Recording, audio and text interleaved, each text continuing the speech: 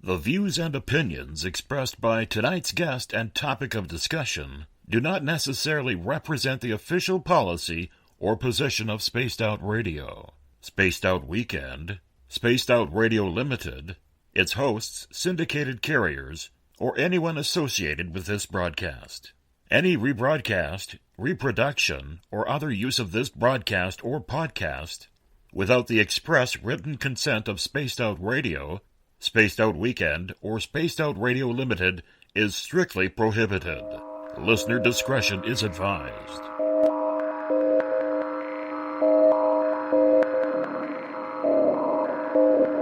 Hi there, this is Dave Scott, and I would like to invite you to listen Monday through Friday right here on Spaced Out Radio. 3 hours a night of the top stories with the top guests, ranging topics from UFOs to ETs, ghosts to Sasquatch, and everything in between. We are live every night, 9 p.m. Pacific, midnight Eastern. So come on in and take a listen at spacedoutradio.com. Spaced Out Radio will take you out of this world.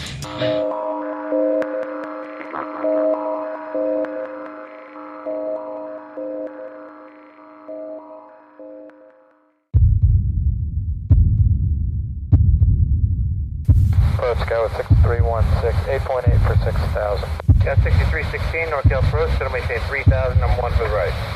3,000, Sky with 6316. Redwood 811, so maintain 4,000. Airport open the box, 1. We take you higher and higher and higher. You feel it over and over again. We take you higher and higher and higher. You feel it over and over again. 6 Northern Carefly runway heading runway 5. Let's take off. Check!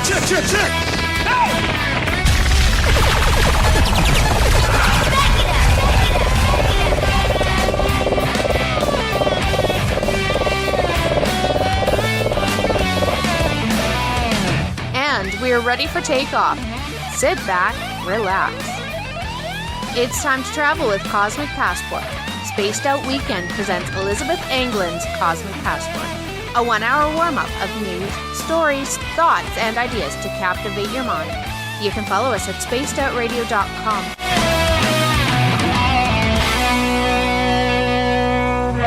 Now 20 years have passed us by, and we look back and count the time. Burning like the summer sun, when the world was young.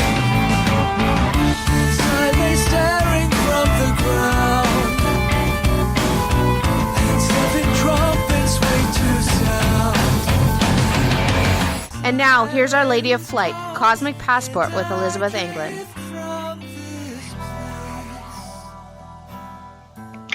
Good evening and welcome to Spaced Out Weekend on spacedoutradio.com. This is Elizabeth Anglin, your host of Cosmic Passport, coming to you from Uncle Jimbo's cabin, where I can't see Uncle Jimbo because the cabin is so large. He's on the far left coast, and here I am in the mountains of New Mexico. It's an amazing place. We could play cricket in here forever or something. Some sort of Canadian game like curling, and just never hit the side of the cabin. It's so much fun. I am so happy that you're here with us tonight. I am starting a new series. It's called Elizabeth Gets Nerdy. Yeah, that's right. Me with my nerdy glasses on. I'm going to be reading some stuff about alien abduction studies and the historical alien abduction studiers and studies that were done, and also the skeptics who said that they were bull crap. So we're going to do that tonight, but first I want to give a thanks to all the folks who are listening, people who are coming to us from Renegade Talk Radio in Las Vegas, UPRN 107.7 in New Orleans, High Plains Radio Network, Wolf Spirit Radio, Forest Moon Paranormal, and anyone coming in on iTunes, TuneIn, or any of our other listeners who are here, please go to the chat room if you want to chat. I will from time to time ask my dear friend and colleague and host of Spaced Out Weekend, coming up later with a shift, to look in on the chat room tonight to see if anybody has questions. If you have any questions, go right ahead, and I'll stop for breaks from time to time to ask you if you have any questions. Go right ahead and ask them by typing in all caps what your questions are. I might be able to answer them. I'll try. But it's good to have them so we can think about them for next time. So tonight's subject is, again, Alien Abduction Studies, a short and incomplete history. As I was going back through, I am researching for my book, Inquiry, which is the memoirs of an alien abduction research study person, guinea pig. That is not the title, but I should remember my own title. But it's called Inquiry. And I am having to research this because my story comes in so to the middle to the end. And when it comes into the middle of the end, things get very testy. And they get very testy because all of a sudden alien abduction studies show up at MIT and an alien abduction studier shows up at Harvard. And people are talking now about establishment science and establishment scientific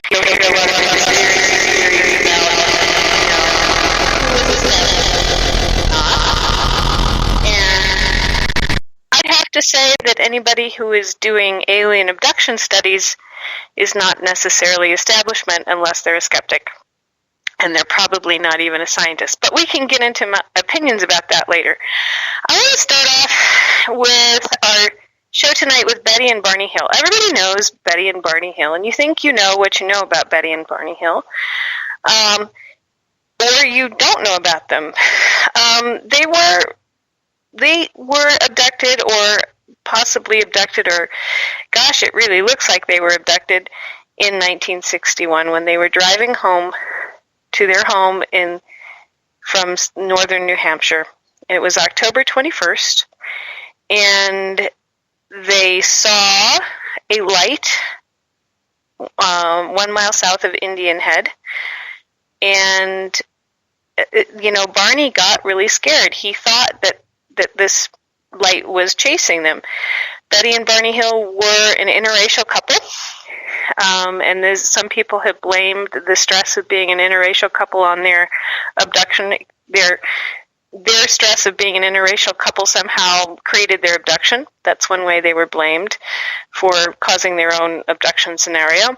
There were lots of other things that skeptics came up with to blame them. But anyway, on October 21st, 1961, Barney reported to a NICAP investigator, Walter Webb, that they saw beings, that they were chased by this light, they were captured, they heard buzzing sounds, the car vibrated, there was a tingling sensation, and they experienced an altered state of consciousness that left their minds very dull. They had a series of beeping and buzzing sounds and returned to full consciousness. They found they had traveled 35 miles south of where they had seen the light, but had only very vague and spotty memories of the section of the road, of the 35-mile section of the road. They recalled making a sudden unplanned turn, encountering a roadblock, and observing a fiery orb in the road. So this is in 1961. There aren't any alien abduction studies that I know of, or to the extent of Betty and Barney Hill before this. If you know, write them down in chat room and I'll check them out for next time. The Hills did their civic duty by reporting to NICAP and the U.S. Air Force what had happened to them. And the report was forwarded to Project Blue Book, and within days, Betty borrowed a UFO book from the local library, which had been written by Donald Kehoe, who was the head of NICAP and the Civilian UFO Research Group. She wrote to him and she told him the full story of what she could remember, including details about the figures that they observed through binoculars that Barney had taken out. Betty wrote that she and Barney were considering hypnosis to help recall what had happened, and her letter was eventually passed to Walter Webb again. When Webb met with them, Barney said he had developed a mental block. He suspected some portions of the event he didn't want to remember. And Betty started having dreams 10 days after the encounter, and they continued for 5 nights. And she had never in her memory before recalled dreams in such detail and intensity. So they stopped abruptly after 5 nights and never returned again, but they occupied her thoughts during the day. So Betty, it sounds like, is suffering from PTSD. In the dreams, Betty remembers that she walked up a ramp to a disc-shaped craft. Inside, she remembers that she and her husband were separated. She protested, and she was told by a man she called the leader that if she and Barney were examined together, it would take much longer. So they were taken to separate rooms. And then she dreamed that a new man, similar to others, entered to conduct her exam. And he had a pleasant and calm manner. And they spoke to her in English. And the command of the language seemed imperfect, and she had difficulty understanding him. The examiner told Betty that he would conduct a few tests and note the differences between humans and the craft's occupants. And he seated her on a chair, did his thing, left the room, and engaged in a conversation with... When they were done, Betty and the leader engaged in a conversation. She picked up a book with rows of strange symbols that the leader said she could take home with her. And she asked him where he was from, and he pulled down an instructional map dotted with stars. So this is also sometimes part of the abduction experience, where you ask for information and you appear to be given information, but it's oftentimes information that you can't understand. You don't know what it means, or it has a meaning that is beyond your ability to understand. After that, the men began escorting the Hills from the ship, and there was a disagreement. And the leader informed Betty she couldn't keep the book, and then they were taken back to their car. So years were passed. Eventually they saw a regressive hypnotherapist, Dr. Benjamin Simon, and he really thought that, this was a mental aberration. He'd never seen something like this between a couple. And there were some very explicit sexual things that happened with Barney. There were some very intense things that happened with Betty, and very scary things, which I won't go into here. But Simon, did regress them. He went through it, and afterwards he said, maybe Barney is taking off on Betty's information because she was so upset. Maybe he made up his own experience, etc., on and on.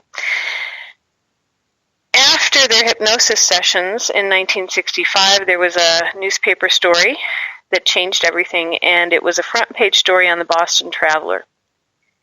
And the reporter had allegedly been given an audio tape recording of a lecture the Hills had made in Quincy Center in late 1963.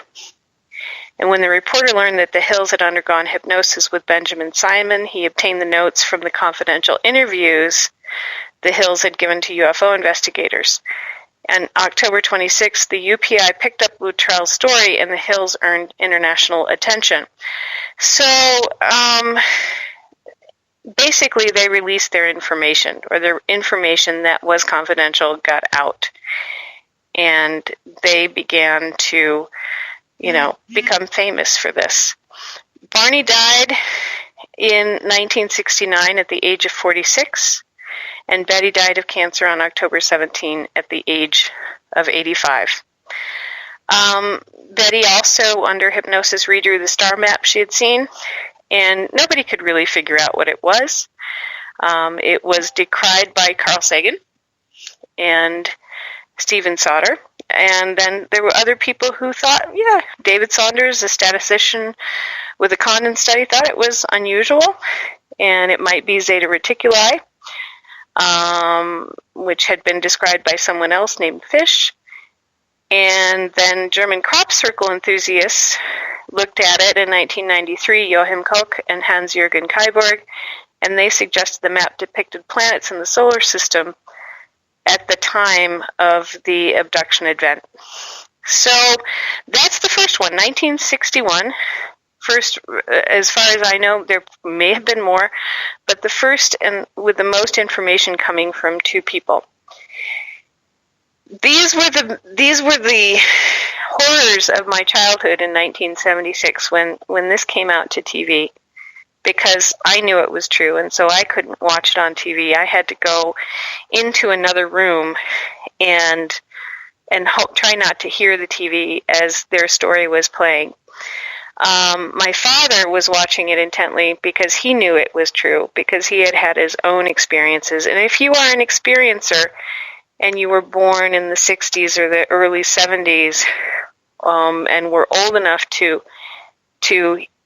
see the first Betty and Barney Hill movie or hear it or know that it was out, share your experience. Do we know, how many people were traumatized when it came out? I know I was.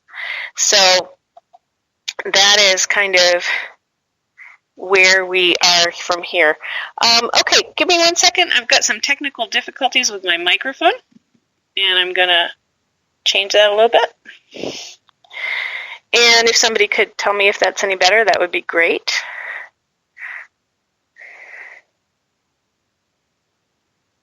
Okay, it's a little bit better. Hold on.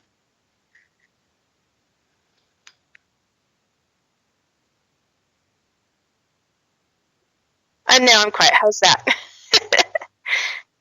Okay. Okay. Well, I've got a fuzzy connection with you too. No, I think it's just fuzzy. But how about that? Okay. All right, so we're going to continue on.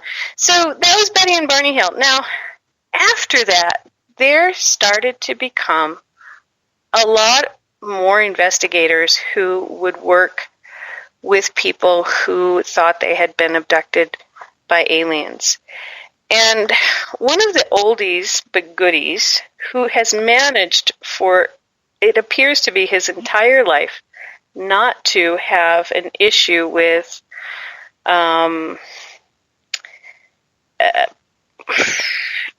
any sort of or too much of a sort of government interference is Dr. Leo Sprinkle.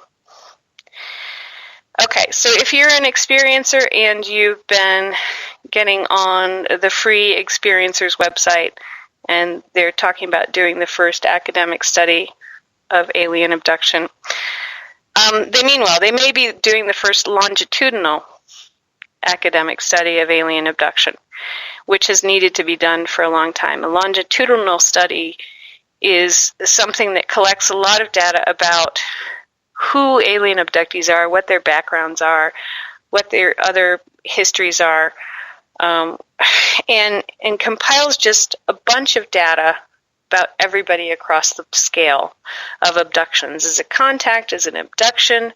Are you black? Are you white? Are you 20? Are you 50? What's it like? And nobody has really done that yet as an academic study. But lots of researchers in the past, including Leo Sprinkle, worked with abductees and did academic studies and wrote papers and wrote articles and did it in the way that their scientific, that they were required to in academia. So Leo Sprinkle is one of the first, and I think one of the best, and probably one of the greatest friends of the abductee that you'll find. And here's a little bit about his background. He is a PhD professor emeritus. He's pretty old now, counseling services at the University of Wyoming. He authored a book called Soul Samples in 1999. He's published several encyclopedia entries, half a dozen book chapters, and 50 articles on various topics. including UFO research, ESP, hypnosis, reincarnation, and spiritual emergence, and counseling theory and practice. His research investigating UFO abduction began in the mid-1960s. So if anybody is telling you that there hasn't been any academic research, no. Really, it began in the mid-1960s. So we're going to go with that. If you're wondering when did this research, academic research, begin, look at Leo Sprinkle, mid-1960s. He set the standard for research in the controversial field. He participated in many regional, national television programs, including ABC TV's That's Incredible, NBC's Tom Snyder Tomorrow Show, and was invited to speak at international conferences. He founded the Rocky Mountain UFO Conference held every June in Laramie, Wyoming, and he is a member for the American Association for the Advancement of Science, the American Association of Counseling and Development, and the Association for Past Life Research and Therapies. So he's been around forever, basically, and he has done academic research with abduction for a very long time in a way that seems to be very helpful for the people that he works with. I met him. He was a very nice man. I met him in 1992. I think he is lovely. He says his approach to minimize the tendency to explain or explain away the reality of psychic experiences and to emphasize the willingness to explore the personal meaning of these human experiences of spiritual emergence. So he looks at alien abduction as part and parcel of spiritual emergence or quote-unquote spiritual emergency. Now what's that? Have you heard that before? Well, a lot of people end up on the spiritual path after they find out that they are an alien abductee or they have alien contact or they have alien family members or they're part and parcel of an alien family or group or they're working with or they begin to have a spiritual emergence where they become aware that they are a soul or a spirit in the body and that they have past lives and they have reincarnated and on and so forth and so on. So that's what spiritual emergence is, and there's a well-known group of spiritual emergency practitioners. And I would say Leo Sprinkle is one of the first of that group for alien abduction and one of the best. So he just went about and very quietly and professionally kept working with alien abductees, and he's gotten himself into very little trouble. He's been published in many, many articles and conducted over 500 hypnotic regression sessions with individuals. So that is Dr. Sprinkle. And he's still around. I don't know how old he is, and I don't know how much he's working, but he's a great guy. Now, I'm going to move over to somebody who's a little more nuts and bolts. He works for CUFOS now, and he's also a UFO investigator. What's interesting here is that people have so many different backgrounds that they come from when they are working with abductees, especially in the past. So one of the greats is Kevin Randall, and he's more hard and fast and nuts and bolts. Is there a UFO?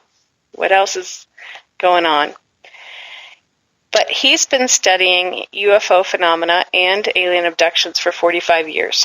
Now, his training is as an Army helicopter pilot, an intelligence officer, and a military policeman. Completely different on the other end of the scale from Leo Sprinkle. Again, hard and fast, military, nuts and bolts. And he was employed as a military policeman in the Air Force and an intelligence officer and a public affairs officer. He has insight into the operations and protocols of the military their investigations into UFOs and into the phenomena that has puzzled people for more than a century. His educational background is diverse. He has an undergraduate degree from the University of Iowa. He studied anthropology. He studied journalism, psychology. In his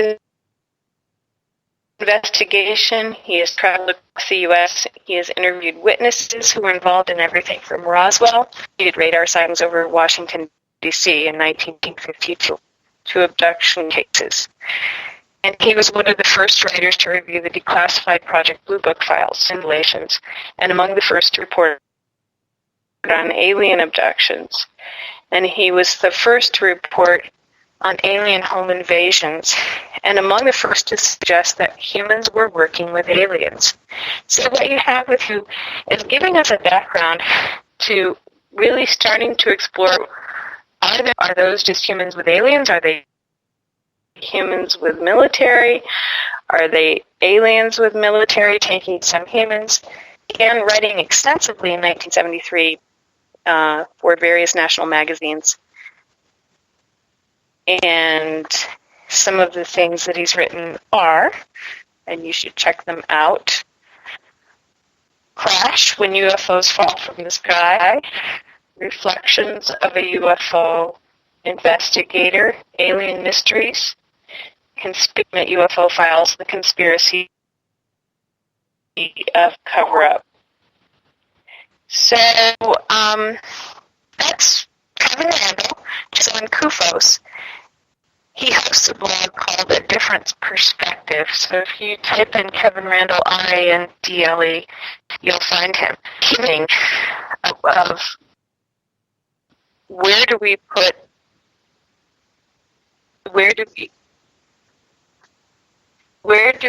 together, nuts and bolts, UFOs, military, possible people with it. This is Kevin Randall. And now we're going to go to something completely different. Now, with Kevin Randall being one of the first to talk about cattle mutilations, we end up with an M working on first cattle mutilation, Snippy the horse in the San Luis Valley. Now, here's an interesting thing and from personal experience that I know. It takes a little while for the critters to start to eat a decomposing in Colorado. We get a lot of wilderness, and we have a lot of livestock that dies that will feed on that. So one of the things about Snippy the horse that has really confabulated the issue is people saying, oh no, it was just the critters ate the horse and they got the good bits out first. Well, no, it takes a little while of a dead animal to really percolate out. And you're really not getting a lot, depending on the heat, you may not get critter activity for a day or 2 or 3 or 5, depending on what the temperature is on that carcass. Not putrefying yet. I know that's gross, but that's the way it is. In the case of Snippy the horse had only been gone for 3 days. Snippy was a horse that went out to graze and would come back at night. Didn't come back, so they finally went out looking for Snippy. And San Luis Valley is, guess where? Just to the east of Dulce. Just to the east of Archuleta Mesa. There is something there. There is a base there of some kind. It could be partially reptilian, partially Zayton. And it is actually flowing more into the Colorado side of Archuleta Mesa than the New Mexico side. But what do I know? I'm only a girl. Anyway, Snippy the horse gets found, and the owners find straight cuts on Snippy's neck that run in lines, and there's no blood. And there are what appear to be burns around the body. So, and the burns appear to be all through a two city block area. So there's something else going on. And when the Snippy's owner touched Snippy's mane, she ended up with what felt like radiation burns on her hands. So there's more going on here than just Snippy got ate by critters, died and the critters ate her.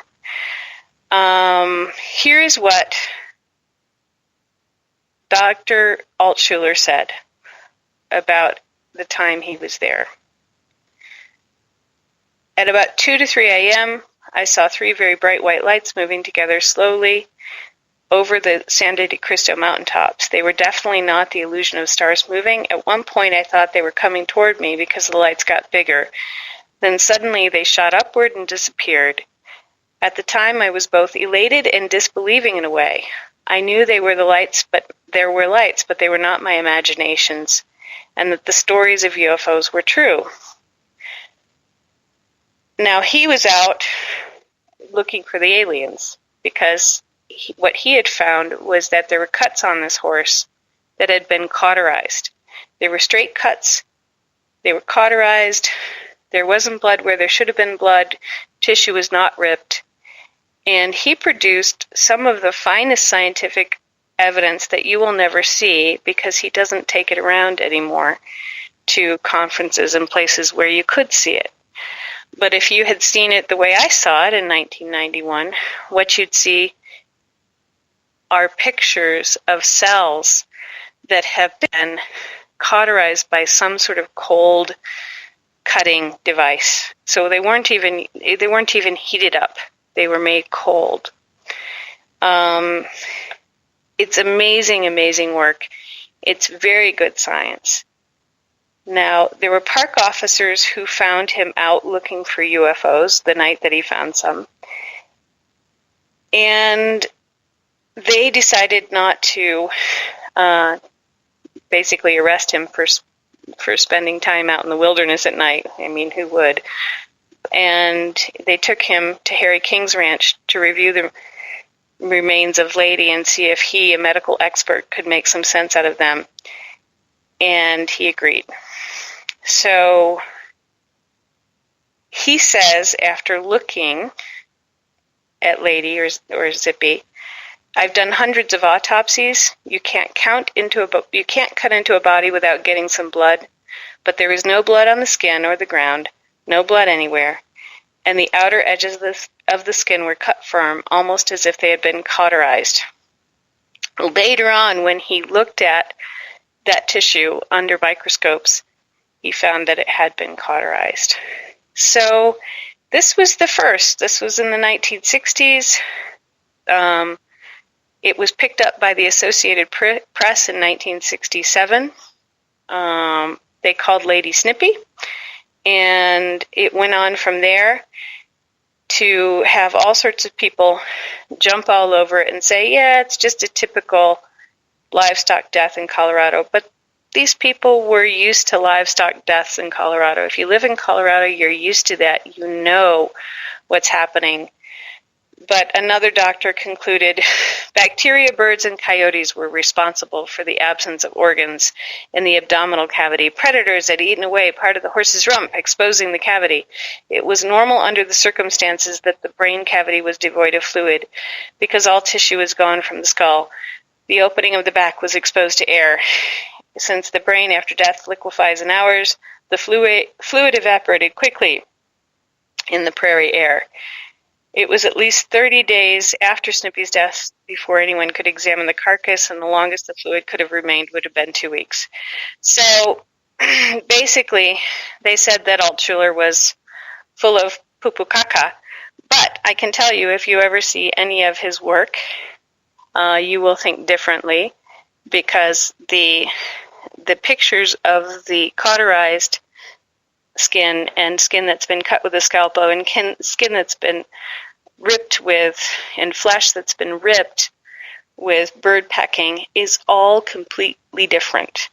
And it's an interesting phenomena. So we have hard and fast. We have 1961, Betty and Barney Hill.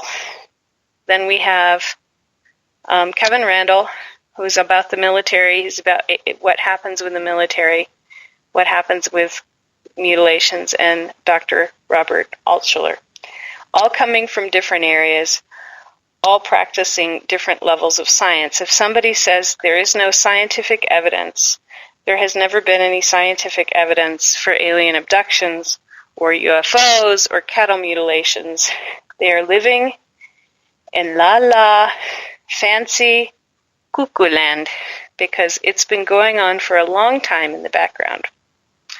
Now I'm going to talk about a particularly nice researcher, Raymond Fowler, who was born in Salem, Massachusetts, and he worked on the Allagash abductions. And he is just kind of a nice guy. He's got a BA degree from Gordon College of Liberal Arts. He worked for the U.S. Air Force Security Service, and he was in the GTE government systems and senior planner for the Minuteman missile program. So he has some military. He's got some organization skills. He has given reports to congressional hearings, military publications, newspapers, magazines, professional journals, the U.S. Air Force UFO projects. He worked for J. Allen Hynek, and he's been called an outstanding UFO investigator, and he worked as the chairman of NICAP in Massachusetts. He served as director of UFO investigations in the board of directors of MUFON.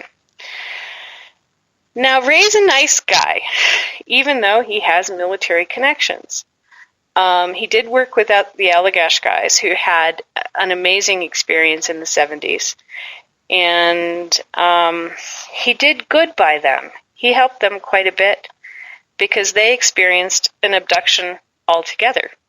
And this is the Jack and Jim Weiner and, oh gosh, their friend, I can't remember his name. But he also worked with Betty Andreasen, and many of the books that you may have read from the past. Go and check them out again, because they are worth looking at. They are Interplanetary Visitors, The Andreasen Affair, The Andreasen Affair Phase 2, Casebook of a UFO Investigator, The Melchizedek Connection, The Watchers, The Allagash Abductions, The Watchers 2, The Andreasen Legacy, The UFO Testament, and Synchrophile. And Ray has also contributed material to other works for Time Life books and other study books for congressional hearings. So again, we have another researcher. He's only got a BA, but he's been around forever. These are the beginnings. Some of the oldies but goodie. Jenny Randall's in the UK.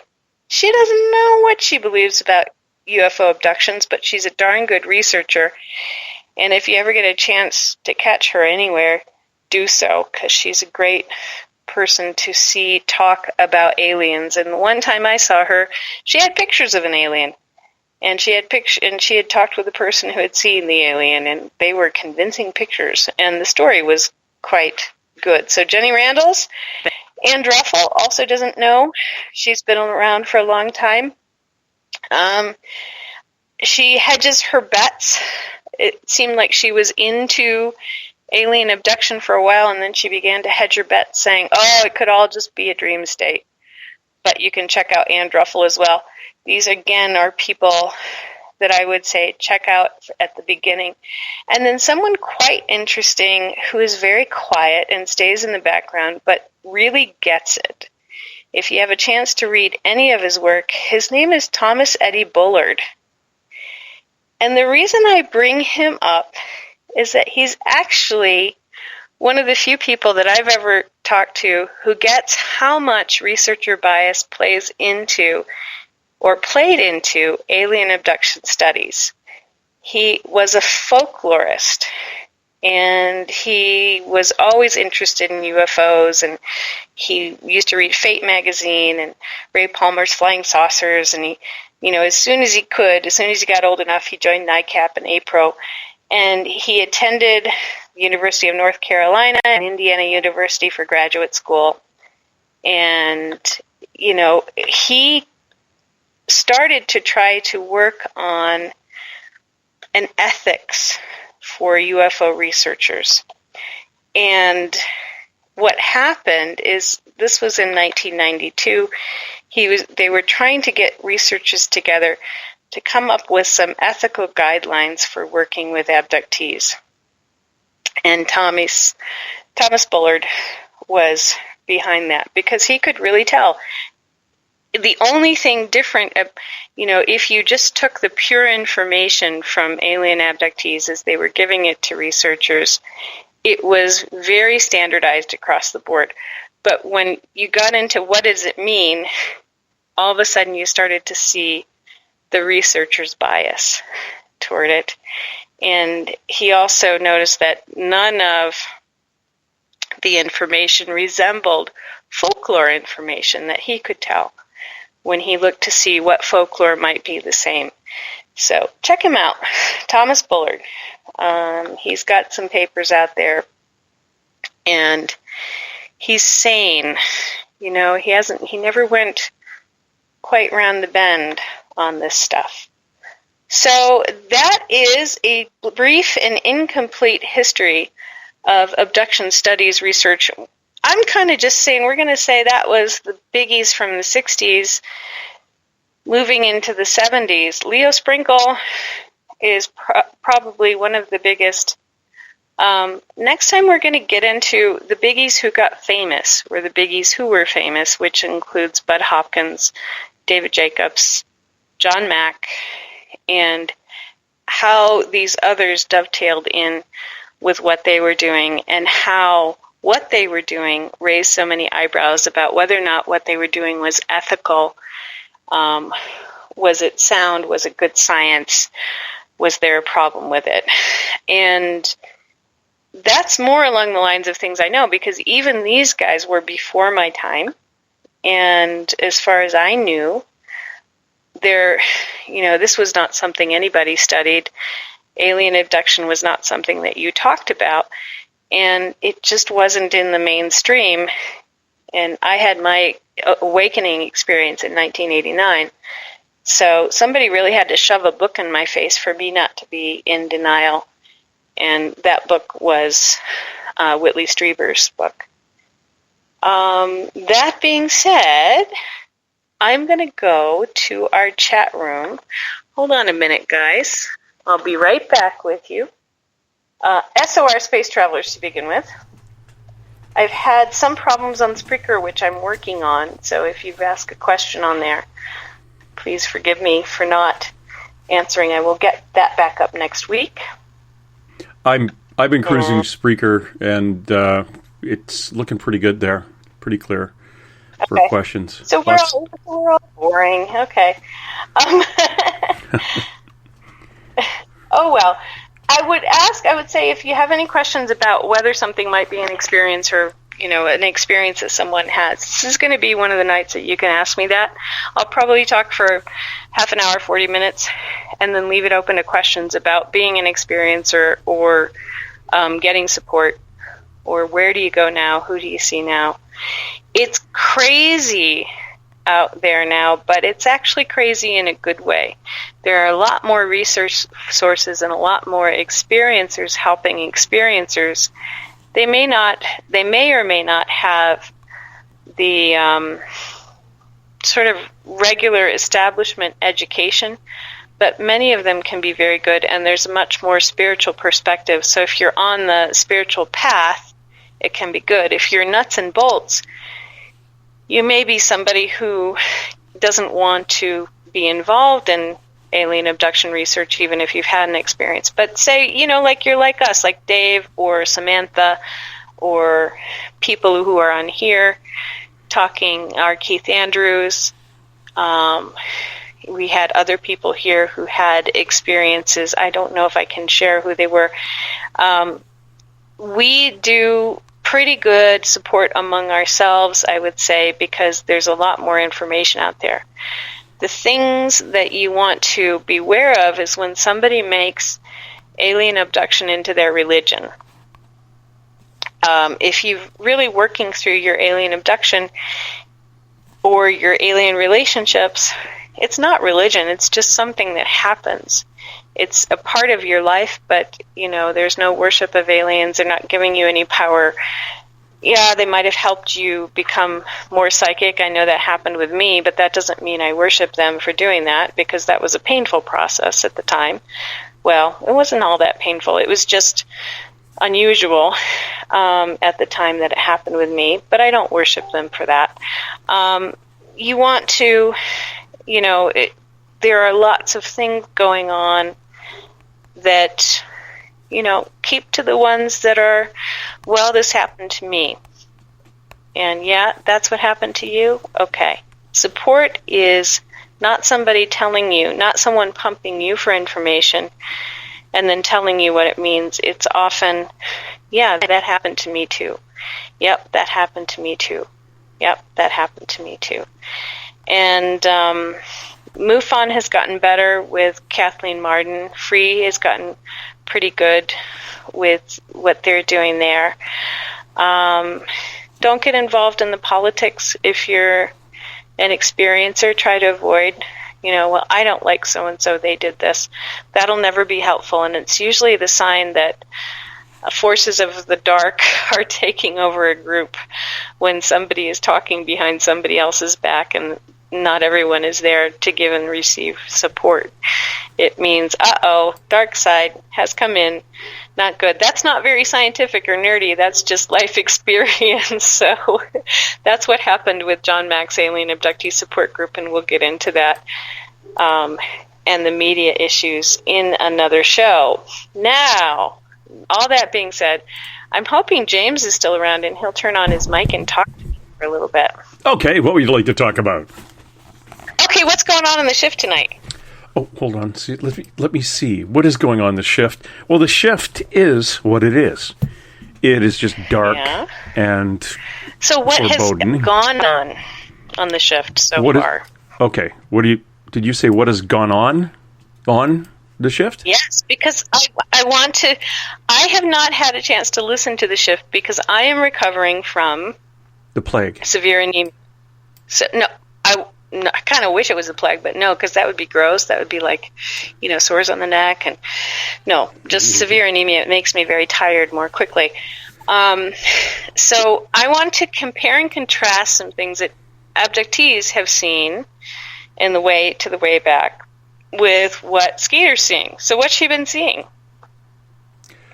Well, what happened was one of the fellows that she was doing a reading for, after the lights went out and the show was over on Two Mediums and a Large, the reading continued, and a being came through and pushed.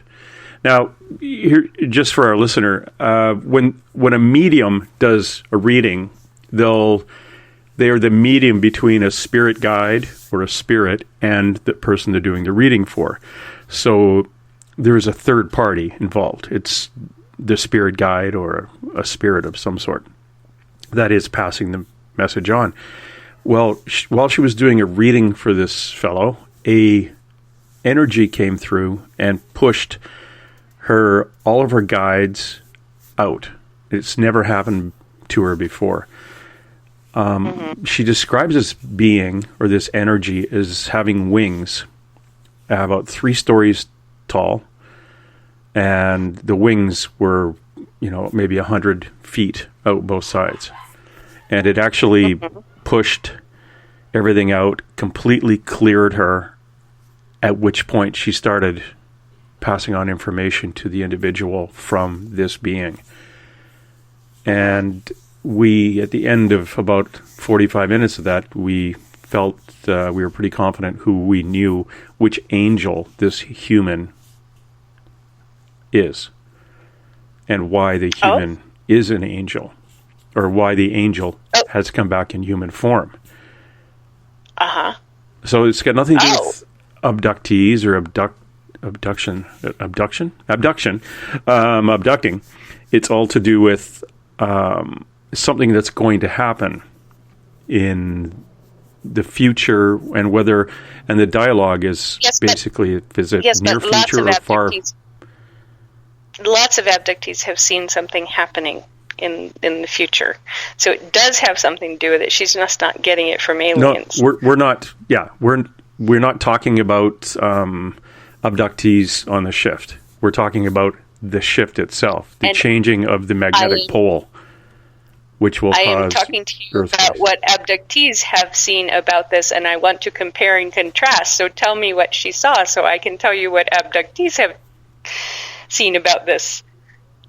Well, when the magnetic, what she's seeing is bankruptcies, a depression that'll make the 1927 depression look like we're closed for repairs. Possibility of a civil war. The cleansing of those who aren't awake yet. The shift of the actual magnetic pole will cause. Oh, you still there? Yeah, the plates to shift. Woo. Pop. Are you oohing because you can't hear me? And also tsunamis, and the infrastructure will go. Basically, we talk about if you've got seeds, start collecting seeds right now.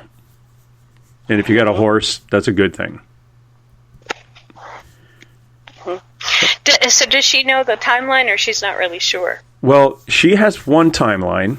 And again, these timelines are fluid because we as humans have a bit of a control on when it's, the poop's going to hit the fan. Because with our free will, we might wake up tomorrow and decide we're going to treat the earth properly, and we're going to shut down all chemical plants, and we're going to do all this, and clean the water and raise the fish and whatever, and that will extend, that will push us beyond it. The timeline for the depressions and the bank issues, that's coming up in the next year and a half, 2 years. Yeah. So after that yeah. So here's what I got. For years, this is what I've gotten. So now my grandma's coming in. She's saying the same thing about in the next year and a half, we're on top of a bubble, and that depression is a bubble of a preview. But when we get between, and then we'll have a little bit of a resurgence where we start to take care of things. If all goes well, we'll start to take care of where people live. Are they growing food? Do we have local food? Is it diverse enough? Can it adapt? And that's the 2020s. So 2020s to 2032. Something is scheduled for 2032, and then when we get out to 2045, at this point on this timeline that I've been shown, that's the big one to watch out for, because that's a tipping point between do we have a total collapse, or have we done enough work in the 2020s to early 2032 to, keep ourselves going. But that's interesting. So this is stuff that a lot of abductees were shown being in this world that Skeeter is looking at and surviving in it, and being put there on a timeline by the Zetans, or by the ones like we were talking about, the Vril last night. So that interspecies group, the Vril, back in 1990, 1991, 92, 93, the information that was coming out of John Mack's group when people were saying, hey, this is your planet, take care of it, be aware of the changes, be aware of the animals. Because why? Because if you don't, you're going to find yourself running around in this warmed up world with no food, with very little to eat, very little to drink, martial law, and mind control.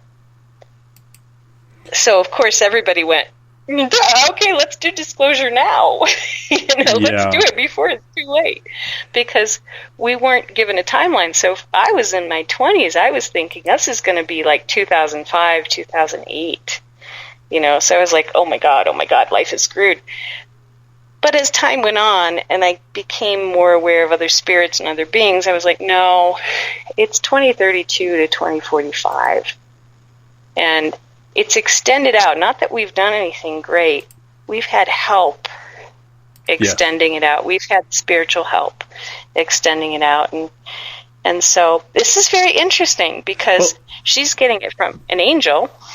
Yeah, and you've got to understand, too, the information that we had been getting, this all fell on why psychics from around the world, their spirit guides have been replaced by ETs in the last, and some of them go back as far as 4 or 5 years. Well, actually 4 years, back around 2012. Their guides are actually ETs. And that goes from people I've been talking to in the UK, Australia, and North America. So, and it's random. I happen to be asking them, on email or a phone call or over Facebook. And I start with, I got a weird question for you, but, and some of them are pretty shy to say it. It's like, no, I have good clientele. I'm not going to tell them that my angel that I get all this information from has backed away and I've got a little gray man standing there. Well, they're not gray, but they have an extraterrestrial coming through. And these are like the top 10 psychics in the world. And all the good ones under that, these people have been now channeling into that. It's amazing, Elizabeth. And it brought the question up, why is it happening? Because as a certain percent of the population now are comfortable with something, there is something after death, spirits do exist. Okay, we're comfortable with that. Now they're going to have to get a certain percentage of the population believing and understanding there are extraterrestrials. After that, are they going to show up? Well, that's whether or not that would be a good thing is always the question. What would that do? But the message is really take care of yourselves, take care of the planet, become self-responsible, get your seeds, get your white beans and your pressure cooker and your cornbread mix and your side of bacon. Honestly, and we're coming up to the end of the hour here, but if you get white beans and stuff like that, I'm not coming for dinner at your place. No. I've got stuff that fixes it. My grandma knew how to do all that, so, we'll be fine. We won't create more warming with our methane. Okay, hold on. We got a question real quick. Where are they always alien? Why are they always, that's a weird question. Were they all, screw it. I've got to translate an English question here into English. Just always aliens and making it easy on us by showing us that we are comfortable with first? Were they just always aliens and making it easy on us by showing us what we are comfortable with first? I don't think that's the case. No, because I had alien guides before I ever had angelic guides, and my spirit operator is a mantis, interdimensional alien being. Now it's actually four beings. You have a spirit operator and the being giving the message. Mine's always been an alien, and and as a spirit operator, he is as important as a guide. Because he has a protector, he's a spiritual protector. And in that way, he's kind of on the level with an angel because angels are also protective. So, no, you can, when you get used to seeing these things, when you first start, you might be confused. But if you're a psychic who's been around for a while, it's like, no, that's an alien. No, that's an angel. Okay. But newbies will get confused sometimes. You have to say goodbye now, Elizabeth. I know, but it's so much fun. I'm going to listen to the show. You have to say goodbye 2 minutes ago, Elizabeth. Where can we get a hold of you? ElizabethAnglin.com, and I'll be back next week with something good. Just wait. I'll see y'all later. We'll wait. Talk to you in a bit. Okay, bye. Bye-bye. Hi there, This is Dave Scott, and I would like to invite you to listen Monday through Friday right here on Spaced Out Radio. 3 hours a night of the top stories with the top guests, ranging topics from UFOs to ETs, ghosts to Sasquatch, and everything in between. We are live every night, 9 p.m. Pacific, midnight Eastern. So come on in and take a listen at spacedoutradio.com. Spaced Out Radio will take you out of this world. Hi there, this is your psychic medium Joanna, and I would love it if you would join us every other Sunday on Spaced Out Weekend. With host James Tyson, we'll bring you personal psychic messages on two mediums and a large. Questions about love, life, career changes. We would love it if you would come and join us live. Call in and listen in for the experience. Allow us to open the doors to your other side. Two mediums and a large, heard only on Spaced Out Weekend at spacedoutradio.com. Looking for news beyond the mainstream news? Head to spacedoutradio.com and check out the SOR Spacewire. This is Spaced Out Radio's Eric Markham, News Director for the SOR Spacewire. Daily, I will bring you intriguing stories and outlandish reports from what's going on around the world. UFO sightings, paranormal activity, conspiracies, alternative health, and so much more. And if you have news, email me at news@spacedoutradio.com. Attention Spaced Out Radio listeners. For only $5 a month, you can join Spaced Out Radio Space Travelers. Your membership at spacedoutradio.com will give you access to private fan area on the website, get you a monthly newsletter, draws for monthly swag, and a whole lot more. Sign up today to become a part of the Spaced Out Radio experience. For over 40 years, the Purple Energy Plates have been delivering amazing results for their many customers. Inspired by the great genius Nikola Tesla, the harmony, healing, and energetic effects of the plates have proven over and over to be beneficial and often miraculous to thousands of customers. With their money-back guarantee and the many benefits, how can you afford not to get one? Check their site for daily specials and choose from their many energy products. You won't be sorry. Visit them today at purpleplates.com for mind, body, and spirit, and expect a miracle.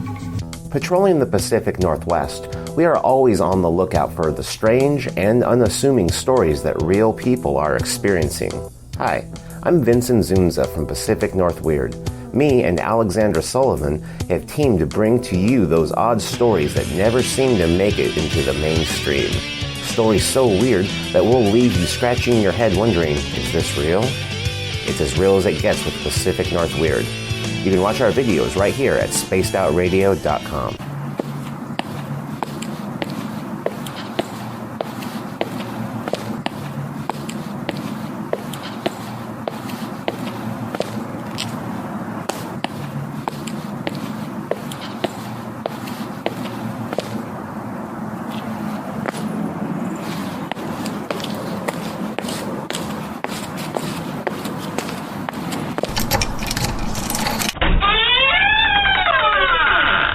It's time to go live on Spaced Out Weekend.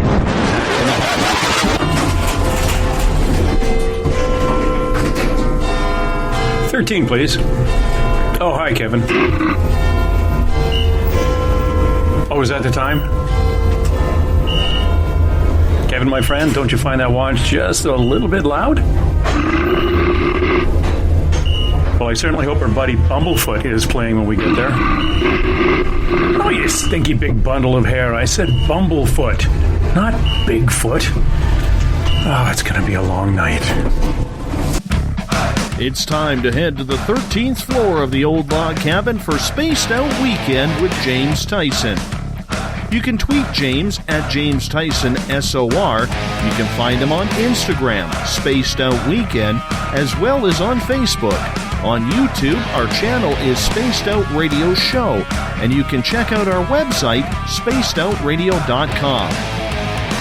Little brother has taken control, shoveling dirt in every hole.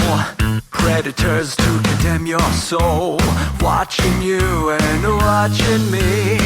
We're all connected but separated, misunderstood and so frustrated. A million armies of one have invaded, watching you and watching me. We live behind glass curtains and act like nothing's wrong. Soon you will belong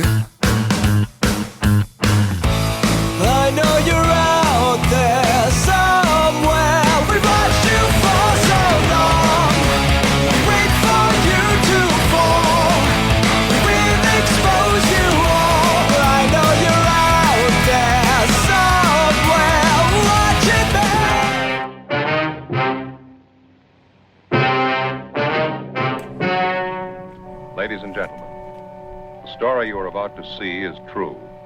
The names have been changed to protect the innocent.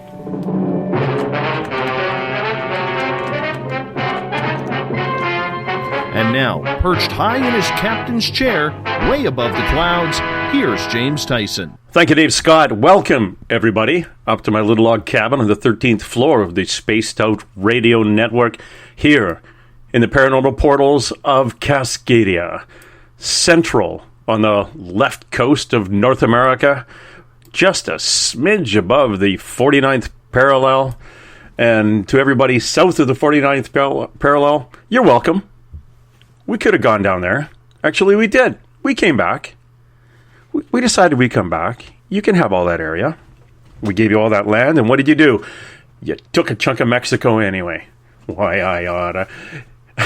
Anyway, I'd like to thank you for tuning in to Spaced Out Weekend, and for those listening to us on the Spaced Out Radio Network, on Spreaker, the High Plains Talk Radio Network, and coming soon down at, well, you know, if I say I'd like to thank those people listening coming soon, that doesn't make any sense. But we are going to be coming soon at WQEE 99 The Key in the greater Atlanta area. We're beaming out of Vegas right now, New Orleans, and to 160 countries around the world, 10 million households, and we're still trying to teach them how to turn on their internet and find us at spacedoutradio.com. Our music is provided to us by Ron Bumblefoot Thal of Art of Anarchy, or as Dave liked to say, ex of Guns N' Roses, because for some reason that's his favorite band. It just drives me crazy. You can follow me if you like on Twitter at James Tyson SOR. Come find me on Facebook at Spaced Out Weekend or James Tyson. I've got those two things. Actually, James Tyson. If you get there quick, I think I have 4 spaces for friends. I think there's a limit of 5,000. And, yeah, that's silly. We should just pump that up a little bit more. Come see me on Instagram, too, at James Tyson SOR. You can find our show live, not only on Spreaker or via spacedoutradio.com, but it's on iTunes right now, and you can follow us there. You can also download it later from iTunes, of course, and also on YouTube, and a thing called TuneIn, and I'm really not sure what that is. And tonight, we're going to get back with Amy Skeeter Welhouse, because we're talking about something just a little bit on the edge, a little bit out there, a little bit darker than what we usually talk about on our Sundays here when we have 2 mediums and a large, or we have a psychic come on and brings forward Uncle Fred, who can tell you what he did with the keys to his 49 Buick. But what we're finding, and through all these readings we've been doing, and all the communication that I've been having with psychics from literally around the world, is that there is a very large extraterrestrial, alien, ET component to doing work as a psychic now. Even Joanna, I think 6-7 months ago, her primary spirit guide was replaced by an ET, which we call Rob. And if you follow the show, Joanna and Rob through Joanna, has provided us with information that is absolutely fantastic. Describing what a Bigfoot is, or a Sasquatch is, what a Dogman is, right down to the Loch Ness Monster, various reports of UFOs around the world, where Hitler actually is a little bit of history of Hitler after he did escape from Germany and died in Argentina, and almost got the name of the small town he's buried in. And she did think the name Joseph on the tombstone. So a lot of things are coming through. But why? Why now are our alien brothers, our space brothers, these extraterrestrials communicating with us?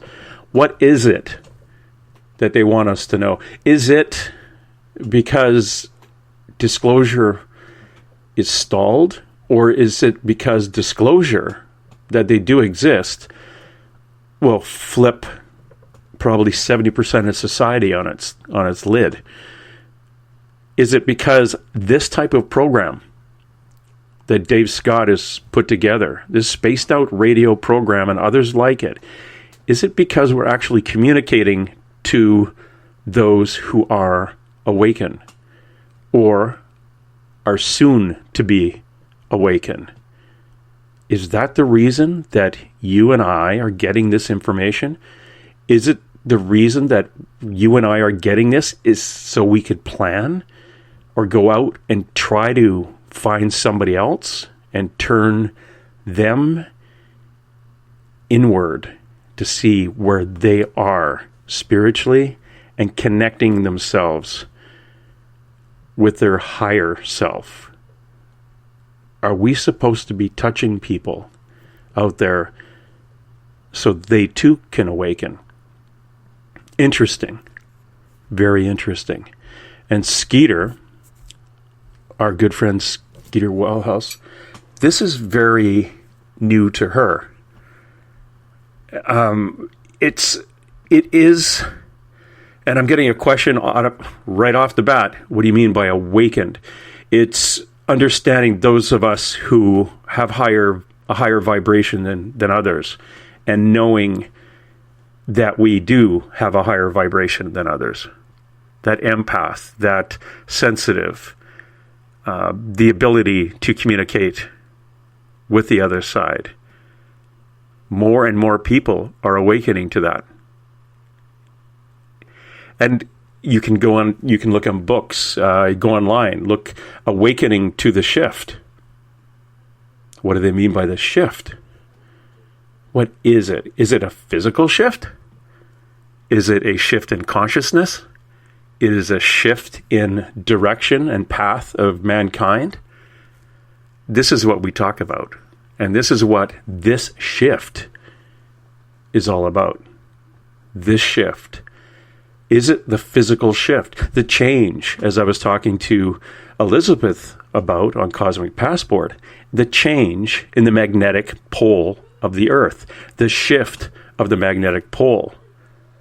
People argued that, the shift is going to come because of that Mayan calendar was going to run out. Well, no. A lot of people didn't know. There was a bunch of people working on the new calendar, and they were kind of too busy getting the edition ready that nobody really cared about the other one running out. I guess they just ran out of rock. Wasn't it round? Once you go to round on that thing, you get to the end pretty quick. I'll have to write another one. Well, that wasn't the shift. It is something that we want to talk about, and we don't want to narrow it down. We want to debate it a bit. I'm not going to debate anyone's religion and their beliefs. If you don't like what we're talking about, I'm not asking you to stay here. I'm asking you to debate it, give me your ideas, and give it to me from what you have experienced personally. And that is what this shift is. And I'm hearing Skeeter right now typing her little fingers to the bone. Skeeter, how are you? I'm good. How are you? I are fine. Now, I understand you've been a busy lady. You're down. Yes. You're taking some courses right now? Yes, I am taking a energy healing course down here in California. So I'm not even home. I'm not even connecting. I'm currently sitting on top of a table where I might be able to keep internet connection. Oh, so you actually, I didn't think you were going to do the computer thing tonight, so that's pretty good. You called me on Skype, dude. No, I didn't. Oh, I thought I called you on your cell phone. No, you called me on Skype. Oh, I apologize. Maybe you're not really there. Nope, I'm not. No, you're not. Yeah, I have your note right now. Call my cell phone. So when I brought your number up, it said cell phone, Skeeter. What? Because, as Paisley Town would say, there is always some kind of Mars in retrograde or something like that, or some kind of planet Jupiter No, it's lost just the an eye or universe having something. a good laugh. Oh my gosh. Well, basically, if you can get a hold of your extraterrestrial friends, try to keep the link open. So That's what I'm hoping. If we're going to talk to those guys, we might as well do that. May as well just get them to help us out with our technology and things like that. Now, you are down on a numerology and energy work course? It's actually there is a lot of numerology involved. The art form is actually called Jin Shin Jutsu. Mm-hmm. And it's a lot like acupuncture, minus the needles. There's a lot of numerology involved, a lot of astrology involved. It's working with the universal energy within the material form of humans to help us balance ourselves and our place in the universe. So a bunch of you are down there in California doing this, and once you're all balanced and everybody else is out of balance, isn't that going to be a little awkward? Well, that's the cool thing. I am learning how to balance others, both in person and on the metaphysical level, the astral level.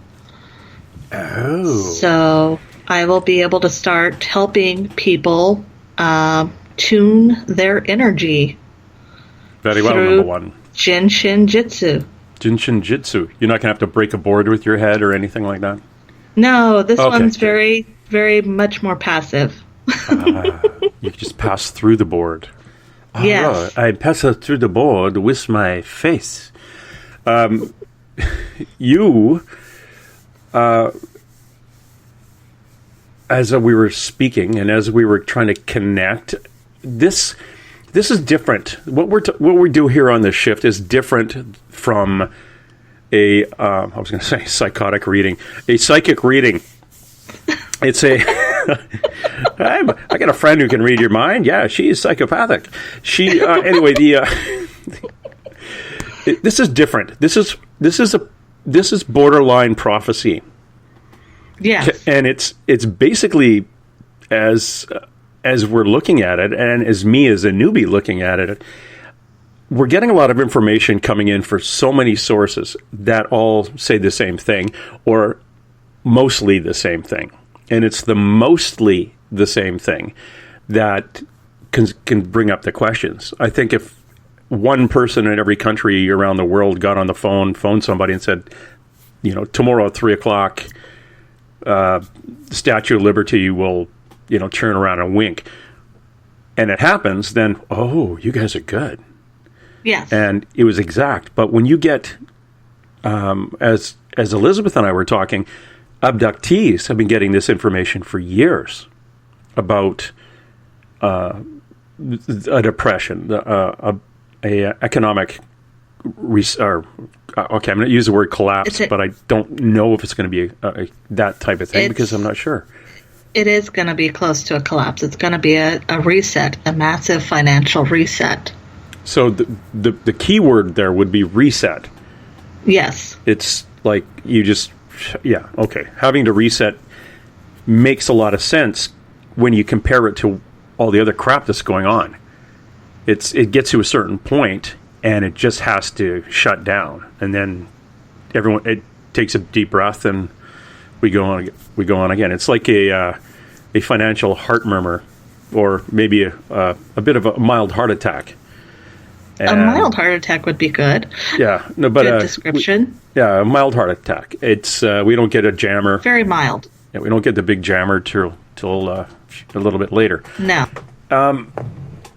That is, it's one of the many steps towards getting us to smarten the heck up as a people, as a species, as a bunch of ants on this little blue ball that have been sucking the life out of the planet we live on. We talked about this once before. It's like we have to get back. We have to get back to understanding that we live with the planet and not off the planet. You see what I'm saying? We live with it. We only take what we need, and we share. And in the last episode of The Shift, we talked about even the seeds. Rosaria had a question. She called up and said, well, if I had a bunch of seeds and somebody came and asked me for them, what do I do? Well, my answer to that is they're not your seeds. They're our seeds. And that's the key. When you realize that what I have in my front yard is an apple tree and you want an apple off it, that tree was here before I was born. It'll be here after I die. I'm only minding the tree right now. I would only get mad at you if you decided to cut the tree down and use the wood for like firewood, because that affects the use of the tree for others. But yeah, take an apple. I don't mind. Don't take them all. And if you need to take them all, at least you use them properly. Maybe you have more people to feed than I do. So that's a legitimate concern. There are certain nationalities, certain cultures, I shouldn't say nationalities, there are certain cultures that are very kind of shoulder to shoulder in their country, and they've been brought up and taught from their parents, who learned it from their parents, if I don't reach out and take it, somebody else will. So I must be the first one to have it.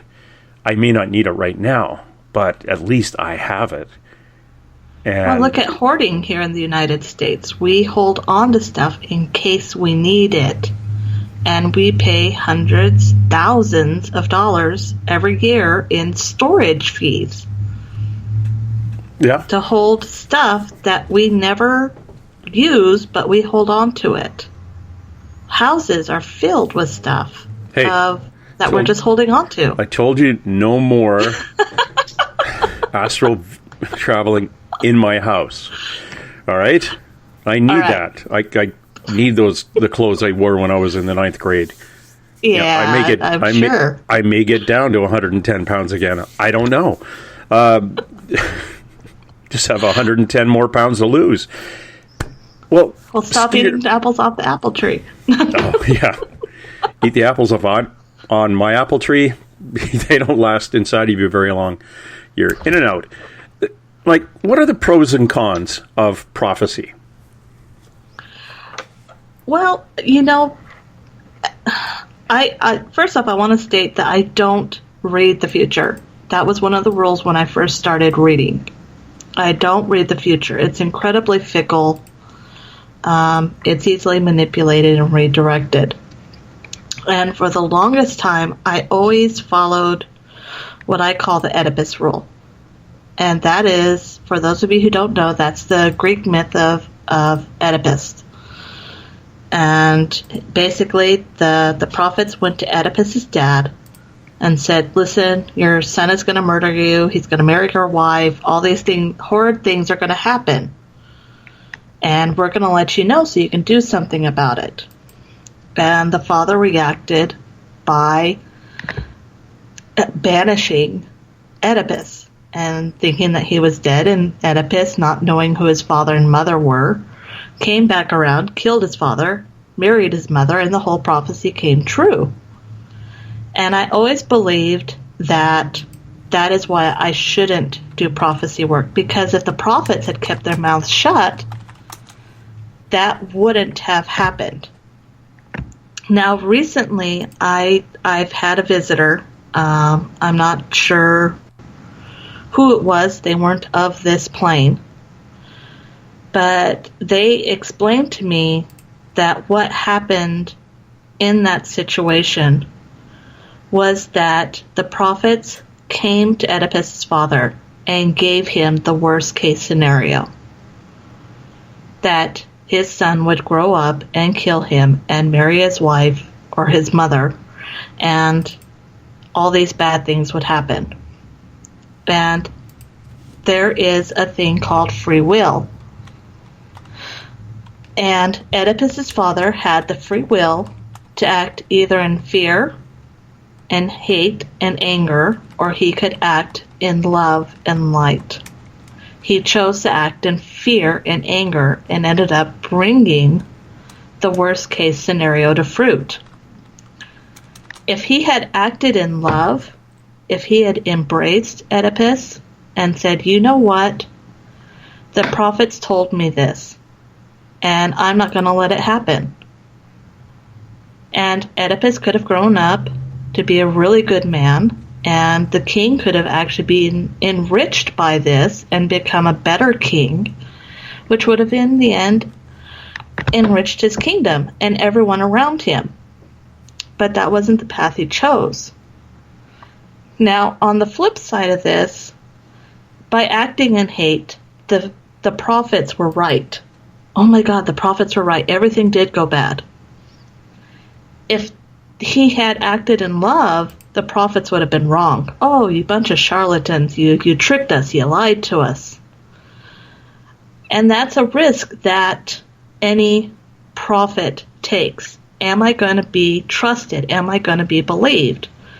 And I was kind of worried about that. That's actually a really huge fear of mine. I want people, when they come to me, to feel safe, to feel that when they leave me, I've taken some of their burden away.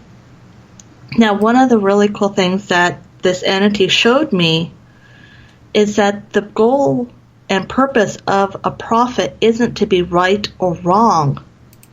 Their purpose is to help awaken mankind to a problem or situation.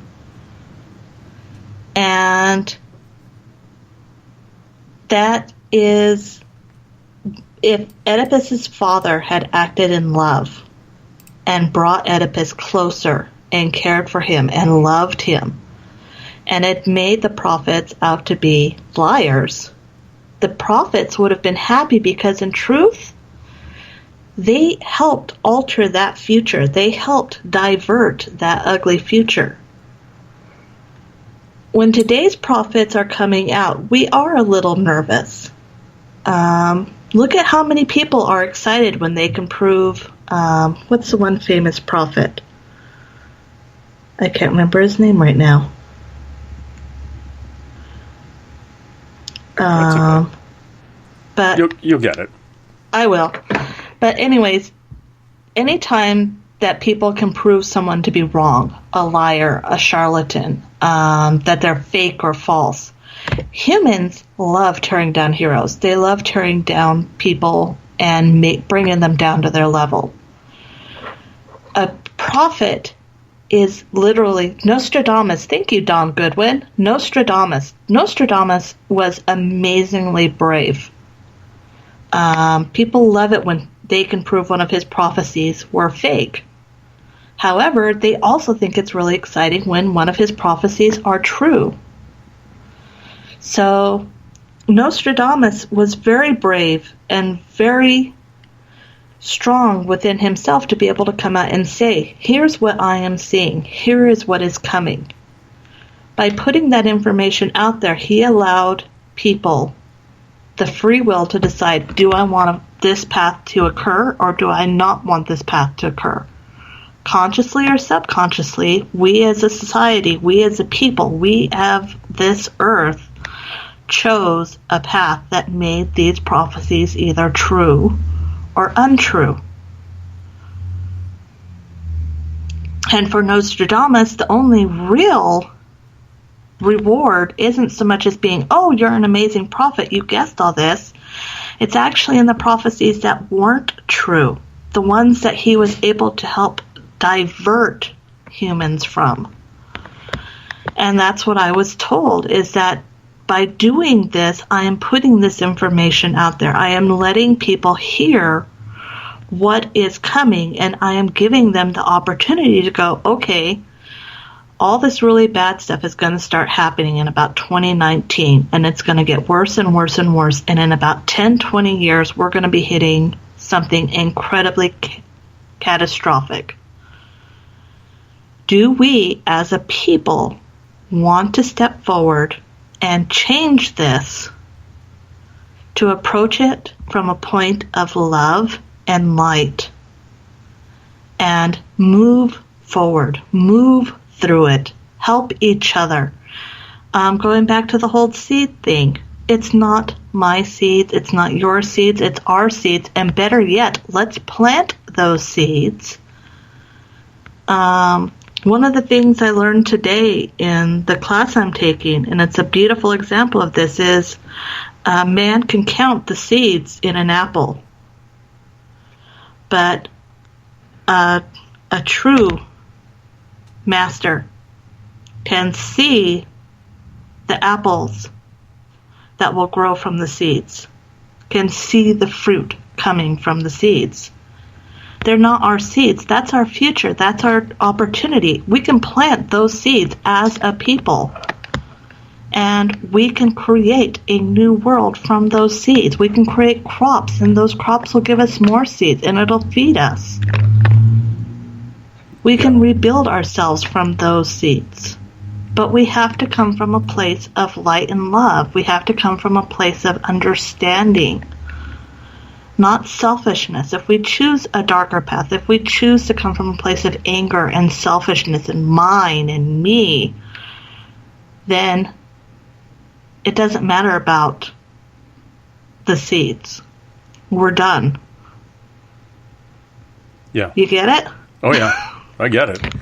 And it's one of the things going back to the beginning there about the global understanding or global focus on a claim, and we do have the free will to manifest change.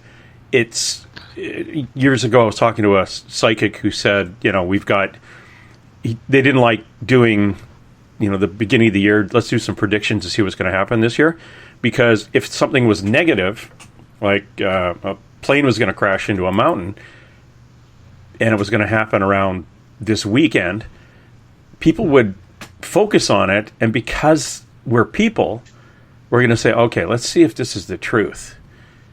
And they start focusing on the plane crash. Everyone's focusing on a plane crashing. No one's focusing on, please, I don't want the plane to crash. Yes. So it ends up crashing because that's what we've what put everyone out. Expected. Yeah, you and put that goes out. into the whole thought process of thought becomes word, words become actions. Yeah. So that's another side effect of being a prophet. Our words put action into motion. Yes. Yeah. Now, one of the things that you wrote, and this is going back after the last episode of The Shift, you describe a massive shift into who you are and what you are meant to do. You write that this shift is very much so shaken me to the core, where I actually became quite suicidal for a period of time and had to fight with yourself to remind yourself that you were stronger than that, and have slowly worked your way out of that place. Now, last Sunday, and you're referring to our shift, you did your first appearance on here. You got very rattled on the show, and then you apologized, but I didn't even notice you were rattled. Professionalism. And all the best thing, as it was for the best, as it triggered some intense, vivid dreams, and I think opened me up to some visitations. And now, as I have finished with a really fantastic reading, it suddenly clicked. Now, describe what do you mean about how that opened you up to these intense and vivid dreams and more visitations, and how does that relate to the shift that we were talking about, this understanding that the light at the end of the tunnel may very well be a train coming at us? One of the things that I've always dealt with in my life is being afraid to speak the truth. And let me explain that a little bit more. If I'm around someone and I see a certain behavior or a certain action that I know needs to be corrected, but I know the person well enough to know that those words will be wasted, or that if I did share the words, it would not be received well, I tend to bite my tongue. It was my way growing up to keep the peace. Okay. As I see more things happening, I share a little bit here and there, and you automatically get that response of, oh, you're full of it, it's your imagination, and you repress more and more. To come out and actually share what I'm seeing and actually meeting other people who are seeing what I'm seeing, who are sensing what I'm sensing, who people that it's not just psychics, it's not just people who are tapped in, it's other people who are having dreams about the exact same thing. Even science is starting to show, no, this is real. Economics professors are going, yeah, this is coming. To be able to actually honestly come onto the show and go, you know what, guys? It's coming. Starting in 2019, what we're seeing now is causing the ripples. And as the ripples go out, they're going to get bigger and bigger and bigger. And by 2019, we're going to get hit. And in about the next 10 to 20 years, humankind is going to be tested on a level we haven't seen since the Great Wars, and maybe even worse. But if we can avoid churning on each other, and it's getting people to understand that part, if we can avoid, and that's what scares me. I don't always trust humans to be able to take that information. And that really scared me, that I didn't have enough faith in my voice to help these people when I could. I think to take that weight off your shoulders, I don't think it was the time. I don't think you had the platform. And I know it was, to look in hindsight, it goes back and it's a little bit frustrating, but goodness, you can't, this is one of those things where what's going to happen is going to happen. The level of the negative impact on human life is up to us. But, the Ice Age comes and goes and always had. And we're, 5,000 years overdue for an Ice Age? So, yes. Yeah, and it's going to be coming. And luckily, those things don't move that fast. So when that big sheet of ice is like a couple of thousand miles away, and I'm not going to wake up the next day and it's going to be at my doorstep. It's still got a few thousand years before it gets down there. So I'll be old and gray a few thousand years after that. Yeah, but it's all the stuff that comes before the Ice Age that I'd be more worried about. Yeah, and that's the, and the blunt people, that's the cleansing. That's the, that's the plague. That's the frogs. That's the grasshopper, or the locust. It's the cleansing. It's the 40 days and 40 nights of rain. Depending on how you want to look at it, it's a cleanse. Yeah. And those people who, for some reason, are awakening to their understanding of energy, I believe, and this is my gut feeling, they're there to tell other people to get their poop together. Yeah. To collect seeds. Dang it. Well, you're right. I mean, look at what happened when Moses, no, not Moses. Kevin? Who was it that built the ark? Oh, that was... Noah. Noah's kids, because, Noah just told them what to do. Yeah, Of course. But even Noah got mocked. He was like, God came to me and he said, I've got to build this ark, and anyone who wants to get on it. And everybody kind of laughed and poked fun at him and said, why would God have you build a boat? Prophets have always been laughed at and made fun of.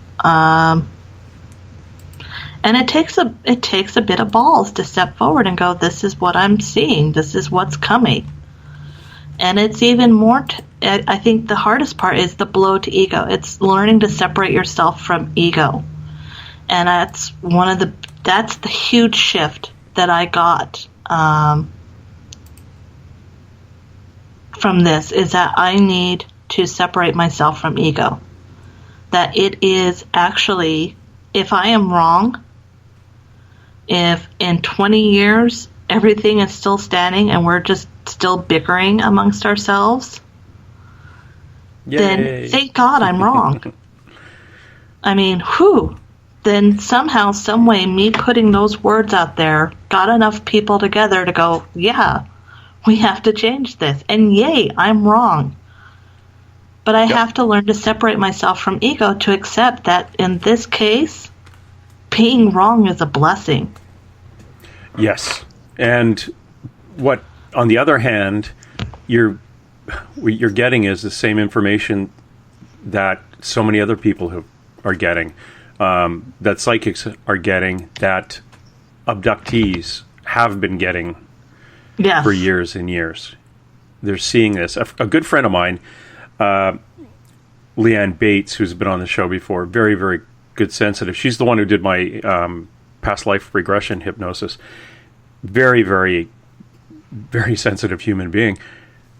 I remember I was at her store, her shop, and I said something about, it's how come you keep flying? You keep traveling from here to. I think she was going to Arizona to do talking engagements. And I said, what, you think something's going to happen to the coast here? And she looked at me, and the look in her face was, if you only knew what I see coming, you wouldn't live anywhere near here. I said, what do you mean? I don't want to talk about it. It's like, oh, Leanne, what, you can't do that.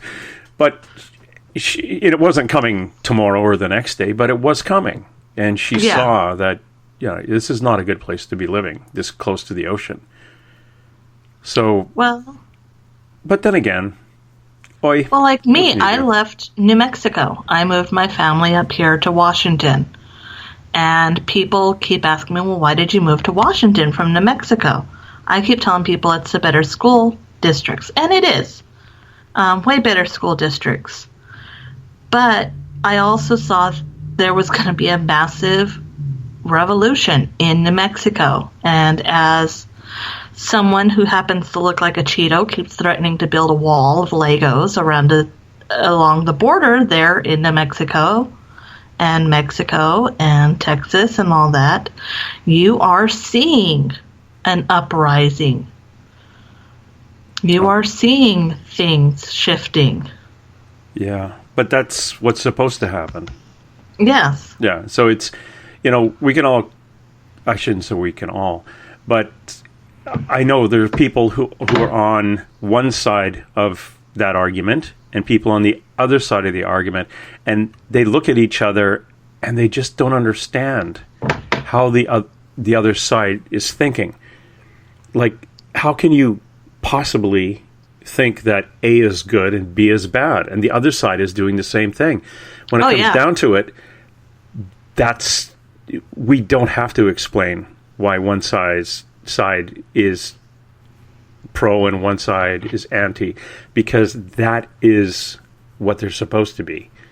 So we don't blame the person. That's what's supposed to happen for the cleansing to begin. Yeah. But that's not just south of where I live. That's in Germany and Spain and Greece and some other places where there's not a lot of, and Syria and Russia. They're all, everything is a balance.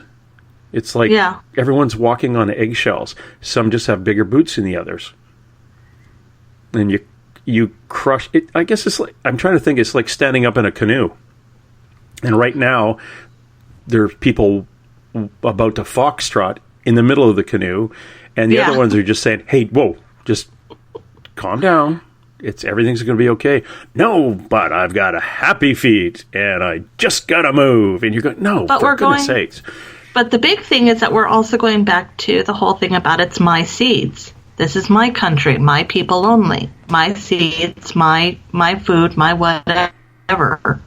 And they're going, but what about our seeds? It's the whole my thing. Well, and that's what happened in some cultures too, where they say, okay, they became centralized. This is my stuff. These are our borders. Don't do anything. And then when they realize, aha, we've got everything. Hey, hold on. We don't have any salt, but those guys have salt. I think we should annex that country because that has salt. Now it's all ours. Oh, hold on. We don't have pepper. Boom. Let's go over to this country. So it doesn't work that way unless you are, and it comes down to the bunker mentality. If you put a bunker in your backyard and I get a bunker in my backyard and you peek out of your bunker and I'm cooking hamburgers on the barbecue outside and you're thinking, I got tinned beef. I want to have burgers. Well, no, sorry. This is my bunker. You had an opportunity to stock yours, but you didn't. And those girls, they used to work at Hooters, but they live with me. But it's the bunker mentality. This is all mine. This is all mine. Oh, look what you have. Yes. It's like my kids when they were little. Her ice cream cone's bigger than mine. She got more Smarties than I did. You buy her clothes and you make me sleep in a tree. All that complaining. And what? You don't make your kids sleep in trees? No, I've got pictures of mine sleeping in the tree. She was happy there. Oh, you get a picture of me sleeping in the tree or her? Oh. Her. But I'd like to get one of you. No, you don't want to do that. You just visit anyway. That's creepy. But prophets, these prophets go back to, we've been inundated over the last few hundred years with prophets that are very loud and stuff doesn't happen. I look at the Jehovah's Witnesses for one group. Back in the day where the world was going to come to an end and they were committing suicide, or actually not committing suicide. They actually sold all their property off, or gave it away, and all went to a church and waited for the world to come to an end, and it didn't. And they had to go say, when I gave you my farm, I was wondering if I can get it back. I remember in '94, there was supposed to be an end of the world. I was in band. It was first period marching band. And we all stood outside for that time that the world was supposed to end, hoping that it would end before we had to go down to the field and practice marching. And it was really funny because a lot of people had sold their homes, had sold their land, had gotten rid of all their earthly possessions because this was a huge thing. And unfortunately, I ended up having to go down to the field and practice marching band. And I think this goes back into ego. A lot of the people who are saying this is going to happen aren't out there really big. Even me, I was very hesitant last time to give an actual time period because I didn't want to scare people. I didn't want to get people riled up. If you're coming from a place of ego, you're going to be, hey, people, pay attention to me, get me on TV, get me in the papers. I want to be heard. This is going to happen, and I've seen this and this and this, and na. And here I am. I'm like, it's going to happen, and I love you, people. And I'm actually a little scared, and I know a lot of the people who have been talking out, even on the show, these people aren't doing it because they want to be on the radio. They're not doing it because they want to be in the front page paper. But what I want people to understand is that for me, this isn't about being on the show. This isn't about the attention I get. This isn't about anything. This is about me hoping that enough of you hear what I'm saying, what the others are saying, and that it reaches you somehow, and that you walk forward with this knowledge with love and light and make a liar out of me. Yeah. Let's try to make a liar out of young Skeeter. It's not going to happen. It's information coming through. We're going to filter this through. On the shift, that is our job. Skeeter and I are going to obtain information from various sources, and we're going to put it out for you guys to digest it. And in the next hour, we're going to open the phones. If you've got any questions for Skeeter or I, or comments, or your own opinions, you can give us a shout. And that'll be after the top of the hour. It won't be right now. And I'll be giving out the number just before we go to break. But these are the things that are important. These are the reasons that I believe, or this is one of the reasons I believe that I kind of woke up when I did. And Dave and I have this platform that we can put this information out to as many people as we can possibly get it out to. And then it's your jobs to think about it, to ruminate on it, and decide where you fit in the great scheme of things. It is an interesting concept. And if you follow Spaced Out Weekend, you know that I deal with a lot of people who, do they look in the future? To a point. Yeah, they might be able to tell you your chances of getting a job or a boyfriend or finding that sweater, who knows, or whatever information you want to check in with a loved one that's crossed. That information is almost to the point of, we've been doing it so long, and psychics around the world true psychics have been doing it so long, it's like, okay, we got it. Yes, you can. A lot of you, and in fact, a lot of you have phoned in, could probably do this yourself. It's very, very interesting. I've been, kind of back up here a sec, I've been taking a card reading course from Paisley Town, one of our, the numerologists on Two Mediums at a Large. Yesterday, I showed her something, and with you guys in the chat room at Spreaker, if you know Dominique, she was there, and I did a reading for Dominique. And what I did is I gave her a handful, maybe 15, 20 business cards with the information on the front and just a white blank back on it. I told her to shuffle them and put them down, 7 of them down, with the white side down, the business card up, and I flipped them over, looked at the white side, and I did a reading for her. And she said I was 100% accurate on what was coming up. I even talked about, I think her son had a doctor's appointment coming up in February. I told her about what that was going to happen. I nailed it. I didn't need to look at a tarot card or anything like that. I just flipped over a business card. All I had to do was focus, and I got information and passed it on to her. What is happening out there? What is happening, Skeeter? Why are you starting to glow in the dark and get all this information from we were talking to that gentleman who had who we found out is an angel, and the reason he's exists on Earth is to be able to say, okay, you now understand what it is to be human. So when this big shift happens, he can report to the supervisors that this is why we do things. Yep. He can explain what it is to be human and why we are the way we are. And it's cool that we got to meet him. The thing is that, yeah. The big reason all of these people are being awakened is kind of what you were talking about earlier, where if everybody is expecting a plane to crash and we all start putting our mental thought into this plane is going to crash, there's all that energy going towards making that poor plane crash.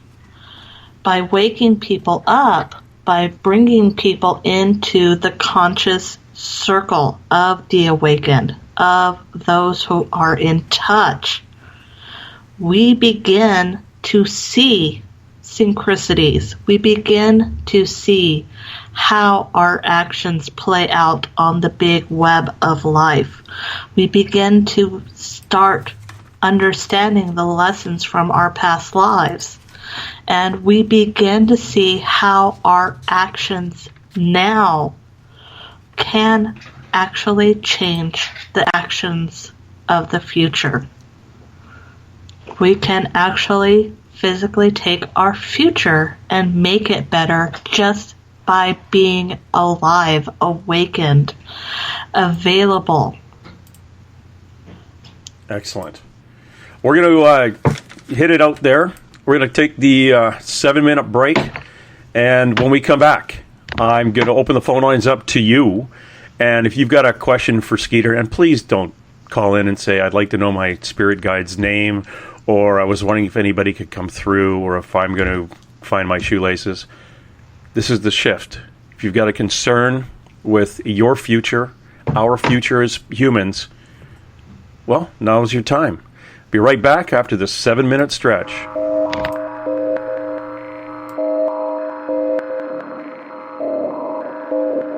Hi there, this is Dave Scott, and I would like to invite you to listen Monday through Friday right here on Spaced Out Radio. 3 hours a night of the top stories with the top guests, ranging topics from UFOs to ETs, ghosts to Sasquatch, and everything in between. We are live every night, 9 p.m. Pacific, midnight Eastern. So come on in and take a listen at spacedoutradio.com. Spaced Out Radio will take you out of this world. Hi there, this is your psychic medium Joanna, and I would love it if you would join us every other Sunday on Spaced Out Weekend. With host James Tyson, we'll bring you personal psychic messages on 2 mediums and a large. Questions about love, life, career changes. We would love it if you would come and join us live. Call in and listen in for the experience. Allow us to open the doors to your other side. 2 mediums and a large, heard only on Spaced Out Weekend at spacedoutradio.com. Looking for news beyond the mainstream news? Head to spacedoutradio.com and check out the SOR Spacewire. This is Spaced Out Radio's Eric Markham, News Director for the SOR Spacewire. Daily, I will bring you intriguing stories and outlandish reports from what's going on around the world. UFO sightings, paranormal activity, conspiracies, alternative health, and so much more. And if you have news, email me at news@spacedoutradio.com. Attention Spaced Out Radio listeners. For only $5 a month, you can join Spaced Out Radio Space Travelers. Your membership at spacedoutradio.com will give you access to private fan area on the website, get you a monthly newsletter, draws for monthly swag, and a whole lot more. Sign up today to become a part of the Spaced Out Radio experience. Strange creatures lurking in the night, the sounds of wood knocking in the forest, odd happenings right out of a fictional world. These are the reports I love.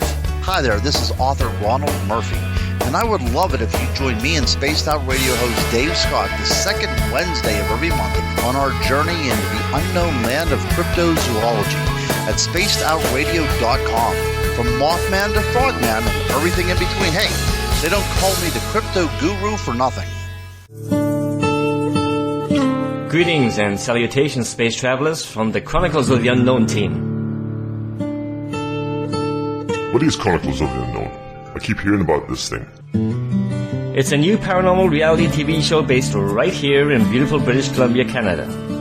Follow our team as we uncover claims of activity on the Caribou Gold Rush Trail. You can also follow us here every third Monday, where 2 members of our team will be available to answer your questions. We'll give you some equipment updates and some of our experiences on the road, right here on Spaced Out Radio. For over 40 years, the Purple Energy Plates have been delivering amazing results for their many customers. Inspired by the great genius Nikola Tesla, the harmony, healing, and energetic effects of the plates have proven over and over to be beneficial and often miraculous to thousands of customers. With their money-back guarantee and the many benefits, how can you afford not to get one? Check their site for daily specials and choose from their many energy products. You won't be sorry. Visit them today at purpleplates.com for mind, body, and spirit, and expect a miracle. Patrolling the Pacific Northwest, we are always on the lookout for the strange and unassuming stories that real people are experiencing. Hi, I'm Vincent Zunza from Pacific North Weird. Me and Alexandra Sullivan have teamed to bring to you those odd stories that never seem to make it into the mainstream. Stories so weird that will leave you scratching your head wondering, is this real? It's as real as it gets with Pacific North Weird. You can watch our videos right here at spacedoutradio.com.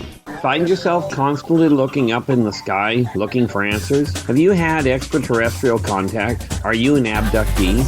Looking for answers to your experiences?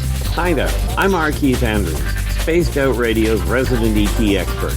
Join me live the first Friday of every month where I take questions from the Spaced Out Radio chat room and help you understand those from the far-off world. It's 2 hours of knowledge every experiencer should listen to. Hope to see you there.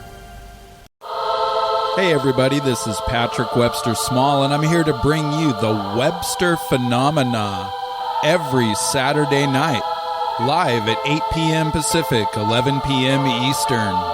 If you're looking for aliens and extraterrestrials, well, we've got them. Big and tall, short and small. You're bound to find what you're looking for. So join me on the Webster Phenomena right here on Spaced Out Radio. Hi there, this is Jolene with Reveal Reiki and Readings, and I want you to relax. Let me help you chill out and get in touch with your body, mind, and soul. In this busy world, sometimes we need to let go, and this is where I can help. Visit my website, rivuletrr.wix.com/rivuletrr&r, or my Facebook page, Rivulet R&R, to set up an appointment for relaxation, Reiki, or readings, no matter where you are. It's time for you to make time for you. You hear footsteps in the empty room above you. A rocking chair begins rocking by itself. Don't be afraid of the things that go bump in the night. Reach for Spirit Storybox, the iPhone app the Huffington Post UK called the only ghost hunting app you will ever need. Spirit Storybox. The spirits are telling their stories. Are you listening? Every month on Spaced Out Radio, we look into the deep and dark reports of cryptids roaming around the world with me, Rob Morphy, from Cryptopia.us. I would love it if you would join me and host Dave Scott as we delve into the most arcane stories and reports regarding creatures of the unknown. My job is to hunt down the details and bring the evidence forward to you. These aren't your regular Bigfoot stories I'm talking about either. You can find out more about crypto history at spacedoutradio.com. Tonight's edition of Spaced Out Weekend is brought to you by spacedoutradio.com, where you can now sign up to become a Space Traveler member. Now, for the final time tonight, here's Spaced Out Weekend's James Tyson. Welcome back, everybody, to Spaced Out Weekend. It is the shift. How are we going to awaken? Are you awakening to the shift? If you don't know what it is, give us a call. 575-694-6634. Again, this 575-694-6634. If you're on Skype, give me a shout. James Tyson 32. That's 575-694-6634. Or on Skype, James Tyson 32. Hello, everybody listening on the Spreaker chat room. In our SOR chat room, the SOR Space Travelers Club. And actually, have you signed up for the SOR Space Travelers Club yet? Tell you what, Dave says it's $5 a month. I say it's, throw in $5 the first time and just, put a little money toward it. We're trying to buy some more swagaholic stuff to give away. Just go in, give a donation via PayPal. At the spacedoutradio.com. Just click on the SOR Space Travelers Club link and go to the PayPal and just give us a donation, and we'll make sure we can buy that Aston Martin DB9 for you. No, not really, because that's what I want. If we do that, it's a lot of fun. The guys in the club are having some fun right now. We're going to actually really be dumping information in there. We are going to be putting a lot of links in there. We are actually, I think Eric Markham was talking today about interviewing people with who've had experiences, whether it's UFO or cryptozoological. My tongue just fell out. And we're going to have the interviews on there from them. And I'm thinking of throwing some of my ghost stuff on there that you're not going to be able to see anywhere else in public. Now, while you're there, check out Eric Markham's Spacewire. It's probably going to be coming up in a little bit, little down the road. It's been down for a bit, but keep an eye out for that. And if you had an experience, and I mean any kind of experience of the paranormal, sign up or fill out the SOR Sightlines forms on the Spaced Out Radio Network, and we'll have Mike Schmidt investigate it for you and get back to you. And again, thanks for everybody listening out there. And we're actually a little happier most of the time than what we portray on the shift. But again, if you have a question for Skeeter about anything from the details on prophecy to what the heck is coming in your neighborhood, again, give us a call. 575-694-6634 Skeeter. In the last, what we were talking about earlier, and as a result of what had happened in the first episode, and the way it affected you, and some of your readings. Now, you started actually doing this reading stuff about 3 or 4 years ago. Professionally, yeah. Well, because you were just an amateur before. Well, that's when I started making money on it. Oh, that's what defines you is when you actually start making money on it. I feel bad asking for money, but then, I have another income, so that's how I started. People were actually asking me, could they pay me? And I never took money before. So I told people, well, leave a tip. Thinking that it was like, oh, cool, like a waitress. You give your waitress $2 or $3, not a big deal. And people were actually tipping me a lot more. So, like, if anybody calls from the show, I tell them that I take tips, and I ask them how much they want to send for tip, and I bill them that way. I don't actually charge. I just, if you can't afford to pay, then you don't pay. And if you want to tip me, then you tip me. I've never really felt comfortable about asking to be paid. Yeah, I understand. I was reading at a friend of mine's shop because she was short a reader, and Catherine Fallman told her that I could do this stuff. Thanks, Catherine. Anyway, did my first readings, and it didn't really dawn on me that it was like $100 and some for an hour or 40 minutes or half an hour. I can't remember what it was, and I was amazed. And I was getting, I think I got a $50 tip from one lady. Oh, wow. Yeah, so, but it was really uncomfortable. So it was like, should, maybe give all the money to the store because, I was still doing it because I wasn't confident. But as I was doing the readings, I realized, holy cow, this is coming really fast. Yeah. So obviously, I'm doing okay.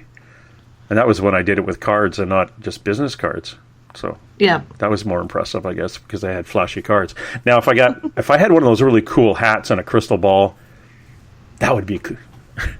That would be awesome. I'd love to see that. That would be awesome. Or just a wig with hair. That would be cool too. But one of the things that I'm noticing as I've talked to other psychics is that as people actually start offering to pay you, that's kind of the universe's way of saying, hey, I'm going to take care of you as long as you keep sharing this information, this path. Because it's not exactly a path that pays. I mean, I'm not going to be living in a mansion because of this, but I'd like to be able to cover my bills. Yeah. And I think you're right. I've heard this from a number of people where money itself is energy. Yeah. And it's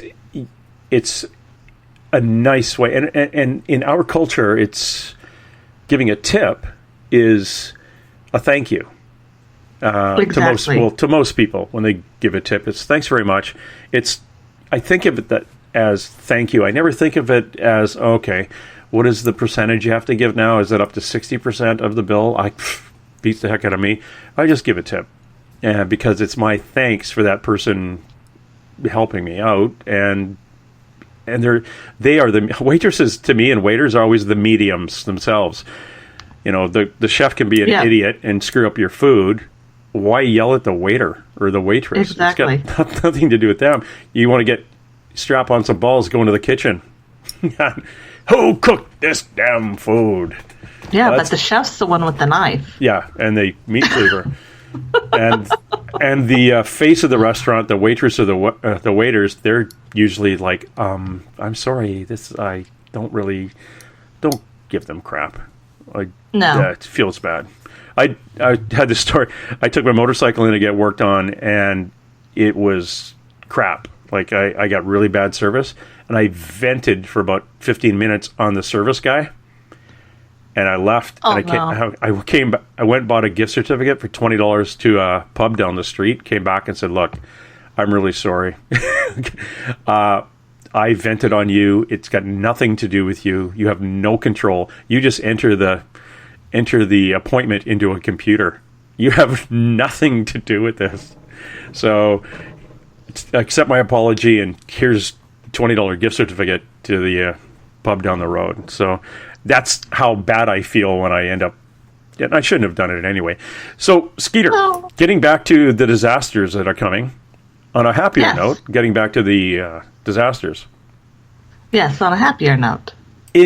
You actually provide a timeline. You say in 2019, our world is in for a massive shift politically, financially, socially, and literally.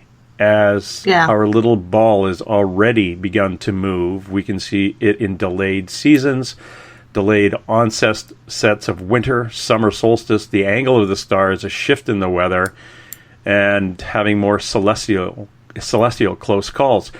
How do you narrow down an exact year? Actually, 2019 has been coming to me for a really long time. In fact, one of my guides loves writing that number, whether it's $20.19, whether it's 219 in time. It's a number that is always coming. When I finally said, okay, I get it, 2019, what is it? And I shouldn't have asked, because then they showed me. And it was like, oh, that's why you're telling me I've got to get all this done before 2019. That's why I need to have my daughter in a good place. That's why I need to have me in a good place. That's why I've got to make sure my husband's in a good place. That's why I've got to make sure my family is taken care of by 2019. And I never understood why it felt like I was on a clock ticking off to 2019 until I finally got brave enough to ask. And when they showed me what was coming, it was like, wow. But it made sense. Yeah, it's I talked to another psychic who say, oh no, this is not going to happen until 2050.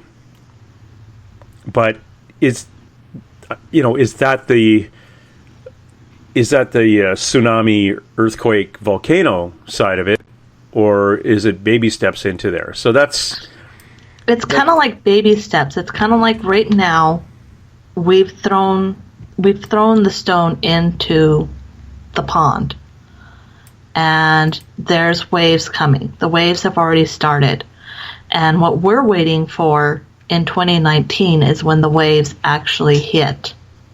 So right now, all this political stuff is creating a wave. And this wave is going to hit the shore on 2019, and all of a sudden you're going to see the dominoes start hitting one after the other after the other.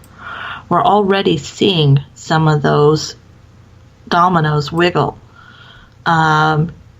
England, the UK just announced that they found a way to maybe not follow through on Brexit.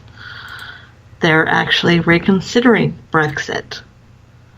They're even kind of going, maybe it's not a good thing to be on our own right now. We're seeing the Native American nations standing up for themselves, which bravo, I try to post and support, and the facility that I'm learning at right now has a table for things to send to the Standing Rock, and I slipped the $10 I have on me in with the donation box for that. We're seeing people take stands and are talking. Just recently we had this amazing march around the world on behalf of women and women's rights and against Mr. Cheeto. It's just amazing. And you're seeing these ripple effects already starting to happen. It's just when 2019 hits, it's going to be not just a few wiggles. It's going to pick up speed rapidly. We got a question from the chat room on Spreaker. Can we ask questions about where we are or should be? And I'm going to say yes, because we want to get questions from everybody about anything. So call in. Or if you want to put a question in one of the chat rooms, just make sure it's in all capitals, because I'm blind as a bat. And, not quite, because I can squeak really loud, just like a bat. And you don't want me to do that anyway. No. But if you do want to call in, it's 575-694-6634, and or get a hold of me on Skype. James Tyson 32. Anybody want to guess what my number was in football and lacrosse? Did it happen to involve a 3 number and a 2? 3? Yeah. 575-694-6634. 575-694-6634. After midnight, call 1-800-22... No, I'm kidding. Don't do that. It'll screw everything up. And James Tyson, 32 on... we've got a question from the chat room. Where is the safest state in the U.S. to live? Look for states that have always been politically neutral. Ironically, Washington State is a neutral state. Hawaii is. Believe it or not, the Dakotas. You're looking at Colorado. Colorado's a good state, Catherine.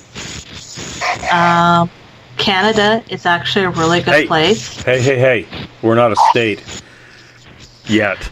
Well, it's still a place. It's a location. Uh-huh. And it's right above the United States. And I'm sure I could find somebody cute to adopt me and take me up there. Hey, we had a post just now on the Spreaker chat room by one of our friends there. There's a link in regards to a volcano, Mount St. Helens, that erupted back in the day. Elizabeth, I know you're on. Could you just mute your mic just temporarily? Fine. Well, no, it was all throwing statics out. Skype says I'm away, Robert. Well, we'll double check that. The Mount St. Helens is a good distance from where we are up here in the Pacific Northwest, and there's a bunch of islands. And one of the islands off here was my parents had a summer home and had wells. They are good artesian wells because they got rivers running underneath that rock. It was brilliant. And after the eruption, within 3 days, those artesian wells in our neighbors' well dried up. Ours didn't. Yep. Because they were all linked underground, and that's hundreds and hundreds of miles away from where Mount St. Helens popped its lid. We've got a outcropping of lava, or there's a place called Stanley Park in British Columbia, in Vancouver, and there's this lovely rock called Siwash Rock sticking out of the water. It's actually an outcropping of volcanic molten stuff. And we've got Mount Baker in Washington State, which is only 30 miles away, and it is semi-active. There's a little steam vent on the east side. You've got Mount Rainier, basically looking down on the city of Seattle. I volcanoes. can see Mount Rainier from my window when I'm at home. Yeah, it's going to be a lovely, lovely one. It's amazing the stuff that we actually have coming in and coming out there. It is a lovely group of crazies that we have volcanoes all up and down the coast here. And I think you and I talked about this before. Skeeter, was the for me to move. It would just, I think I'd be moving. You told me to move north, which was going to be kind of creepy, but I would rather, like, why move north? It's cold enough here, for goodness sakes, woman. I don't want to move north. And what you should be really thinking is that you should be thinking northern, and you should be thinking inland. Oh. If you're looking to avoid if you're looking to avoid the physical aspects of the shift, moving inland and moving north is your better chance. But realize that with the shift, the weather itself is going to change. Politically speaking, you should be looking for locations that are politically neutral. Yeah. Okay. Alrighty. Yeah, it's just I didn't want to move too far north. And if I move northeast, it's all mosquitoes and grizzly bears. And you fit right in. Those are only the girls. Okay, Elizabeth, you're on. What did you bring to the table today? Hello, Elizabeth. Aliens. I hate they're those always guys. in the way. Elizabeth, line 1. See, that was the creepy thing about all this is that, God, was it last week, Monday or Tuesday? I was laying in bed and my eyes were closed. And you know how you see the light through your eyelids? Yep. Something stepped in front of the light between me and the doorway. And I opened up my eyes and I looked around and there was nothing in there, just me. And I closed my eyes again and I had my iPod in my hand.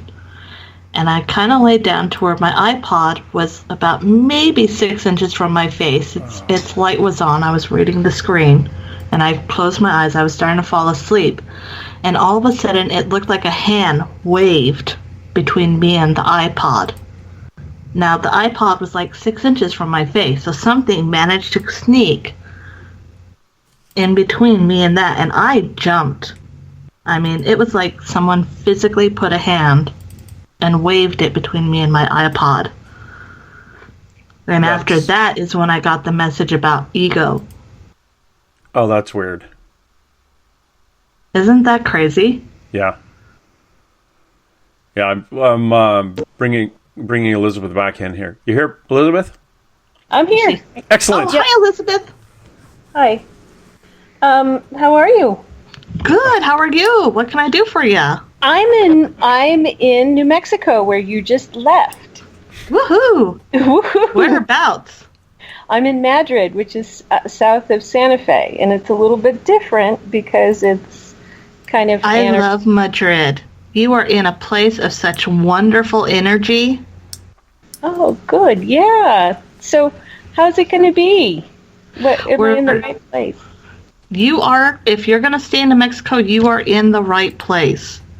Okay. There is a lot of really good energy there. 2 of my ET experiences happened there in Madrid. Mm-hmm. I drove through Madrid a lot. and it was usually late at night, and I would actually have ghosts hop in my car, wake me up to make sure I didn't drive off any of the curves coming in and out of there. Mm-hmm. And there was a miner who would often hop in the car and wake me up. Mm-hmm. And so, no, very good energy there. That location is highly protected. Lots of good energy. So if you're there, I'd invite family that you like to come join you.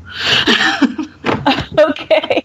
Well, my brother's going to move to Colorado or here, and everyone else is sort of Midland, like Wisconsin and Illinois, so in Michigan.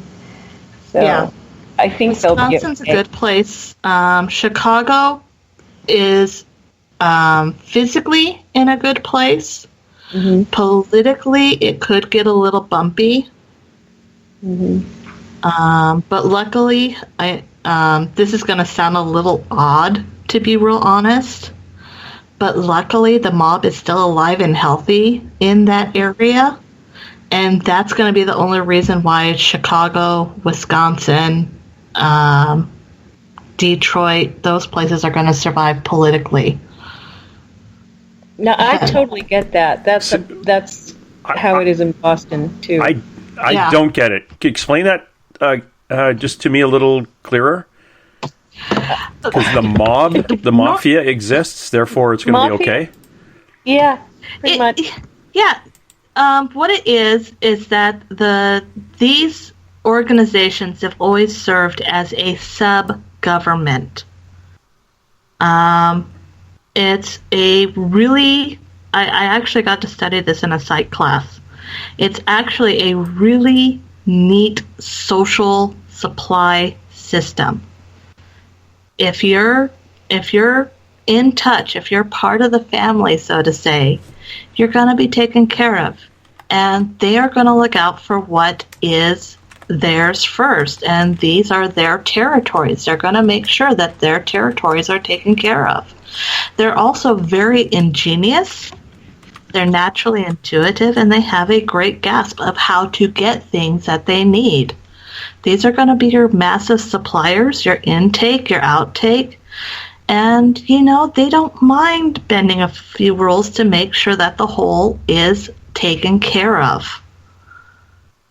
In these areas, if you look when the mafia was at its strongest, you had a very strong political system beneath the original political system. Mm-hmm. Unfortunately, like all systems, eventually humans mess it up. But the mafia system does have a very good system to it. I know there's probably like a bunch of lawyers out there going, shut up, but no. It's a system that when things start to crash, they've always excelled in being able to take care of what's theirs. Yeah, and make a profit on everybody else's despair. Not necessarily. You gotta kind of be careful with that, because if you were in the circle, it wasn't a big cost to you. If you were outside the circle, then yeah, you paid a bit. And outside the circle is everybody not in the mafia or not under their control. It's not like the Hells Angels here. We have a large. They're the government of the underworld. In Michigan, it's not the same. In Boston, it's not the same. If you live in their territory and say you're a young woman or an old lady, you become watched over. And so parts of Boston were exceedingly safe to be in because they were mafia controlled. So those of us who are push an old lady or young lady, that's good. That's good for us. Like my grandmother, my great aunt, she owned a house there in Milwaukee. She rented out the top room to a very lovely young lady. And she never had anyone break in. She never had anyone harass her. She didn't even have Mormons or Jehovah's Witnesses knocked on the door. The young lady just happened to be Al Capone's niece. And our family in the Milwaukee area never had problems. We were always looked after. Mm-hmm. And if you happen But we to be... didn't sign up. It just happened to be she was in the right place at that particular time. And that was the bonus. Yeah, the circle of life here now in 2017 is you're a junkie as a result of one group of people selling you drugs, but you can't get enough money to pay for your drugs without breaking in and committing a crime. But if you break in and commit a crime in certain areas, they cut your head off and that's bring a little it to you. different. And that's Yeah. the you gotta a large be careful motorcycle group that is not to confuse mafias with criminal other criminal groups. You're kidding me, right? No. Neither one of us are. I worked on the Italian mafia for 5 years, and I've listened to their phone calls. I followed them around. I've found the bodies. There is some bad groups. Yeah, it's like the head of this group actually was thrown in jail for killing. Was in a banana murder. And anyway, let's get back to. Let's get back to other things. Yeah, let's get back to the shift, because hopefully these guys are going to get washed away. But you guys can hang out with them if you want. I can't. They'd be the guys coming going, you can live here, but I need 20% of your seeds and your kids' seeds. And whatever else you make, I get 20% because I don't want to make, I don't want to plant anything myself. I just want 20% of yours and 20% of his. I don't know. I think it depends on the organization. I think it depends on the family. I like Dawn's comment that she likes bikers more than mafia. I grew up around bikers. As a little kid, I got to ride on the back of my uncle's Harley. His promise was that for any of us who actually got a PhD out of college, we'd get one of his motorcycles. He used to rebuild old Harleys. And mine was supposed to be a 79 hognose, but I never got my my PhD, so I didn't get it. But you know, there's good bikers and there's bad bikers. Well, there's bikers and then there's organized crime. Yes. Yeah, and that's the difference. It's the blatant difference. It's the groups that we have here. They are the government for the underworld. If one of these guys who's dead now, he got killed in October, but he was getting $10,000 a month in cash just from one drug group to be on call as a negotiator. You know, like in New Mexico, if you're a mafia, you've got the Mexican mafia. That is not a good group. No, that's a scary group. That's a group that you walk a huge circle around. It's a very different group. Yeah. Anyway, so when the end of the world shift, is much more fun to talk about. Yeah. So let's talk about the end of the world, not the crap that's going on in this one right now that I really hope are just not going to be around for the next time, because we don't really need parasites within the human race, and that's exactly what they are. They're parasites. No matter how much you think they're good. Oh no, my brother agrees with you completely. Yeah. But you know, so you just gotta kind of look. Elizabeth is okay living where she lives. Yes, Elizabeth is actually in a really good location because there's really good high energy there. There's really good. It's really good place for both spiritual energy. It's good for ET energy. Geographically speaking, it's in a really good location. Earthquakes in that area are minimum to none. There's no ocean for tsunamis. The last time they had a tornado was back in '89 at the New Mexico State Fairgrounds, and everybody left the fair to go see the tornado. So that may have taken some idiots out of the gene pool right there. Yeah. But hey, Bubba, let's go watch that. Really good place. If you're looking at it, you're looking at northern New Mexico, Colorado. Think more of the more sound states, more stable states. Washington, we do happen to have volcanoes. I am kind of watching the ones around me, but there's a lot of interesting things going on. But for her, where she's at politically speaking and geographically speaking, she's in a good place. So, kind of amplify on the link here between politically and geographically. The reason I point out the two differences is because the political is actually going to be us versus them. And that's the one that's going to take the biggest effect the soonest.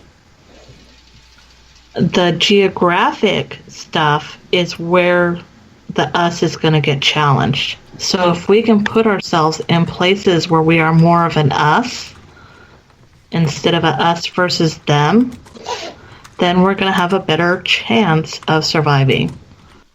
Does that make sense? Yeah, because it's going to be, let's put the cards on the table. It's a civil war. Yeah. Yeah. And I don't think we amplified that much of that issue at the beginning, but there will be civil unrest to the point of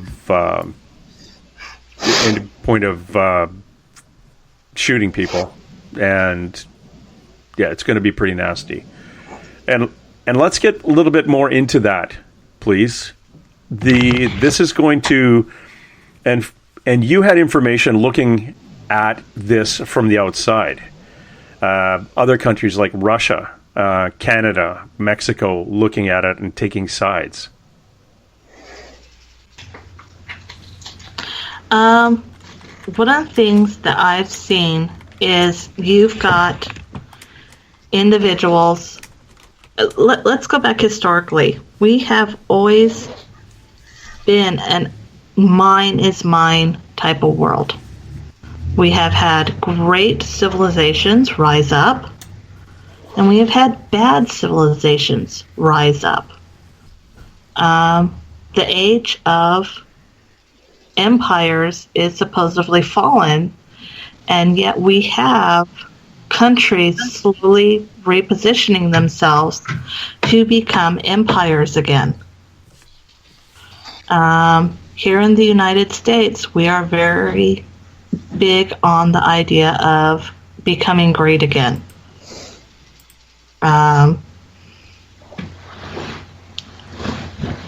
It's a little different because for some of us, that is what makes us great. What things make us powerful? How do we define being great? And that's where a lot of people get divided, is what makes me great, what makes me powerful, what makes me this. And that's where a lot of these civil unrests are going to appear. Yeah, I think we talked about it once before too. The civil unrest is at the front end of this shift. It is the banking, which leads to civil unrest, which leads to, when somebody can't go to an Interact machine and get their money out of it, or go to the bank and get some cash. How are you going to get food? Who are you going to blame? And again, who do we blame, Skeeter? We blame those people in power. You blame them, and you try to drag them down. And between us and them is a bunch of us who are hired by the military to keep civil order. And that'll go. Look at what's happening in Syria? Look at what's happening in Standing Rock. Oh, Standing Rock. Okay. In our own backyard. You've got a treaty that was signed. Said, this is yours. We're leaving it alone. It just happens to be the best location to lay down a pipeline. It just so happens that location is sacred. It's a burial mound. It's a sacred place. And it belongs to these individuals. It belongs to the native people. Yeah. And we just happen to have a history of not honoring our agreements with the native people. And here they are protesting on their own land. They are peacefully protesting, and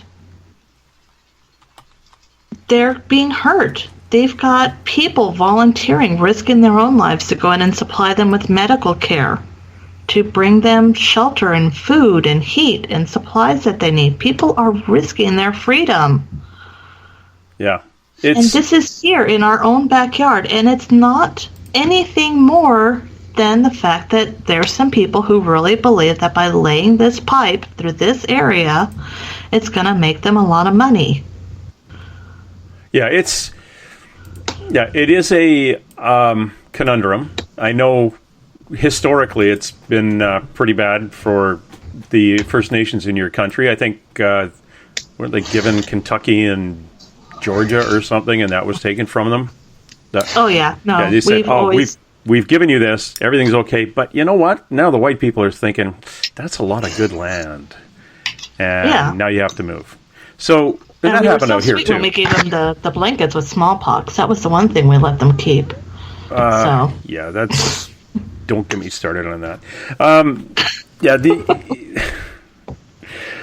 But anyways, the end of the world. Let's getting back to the civil unrest.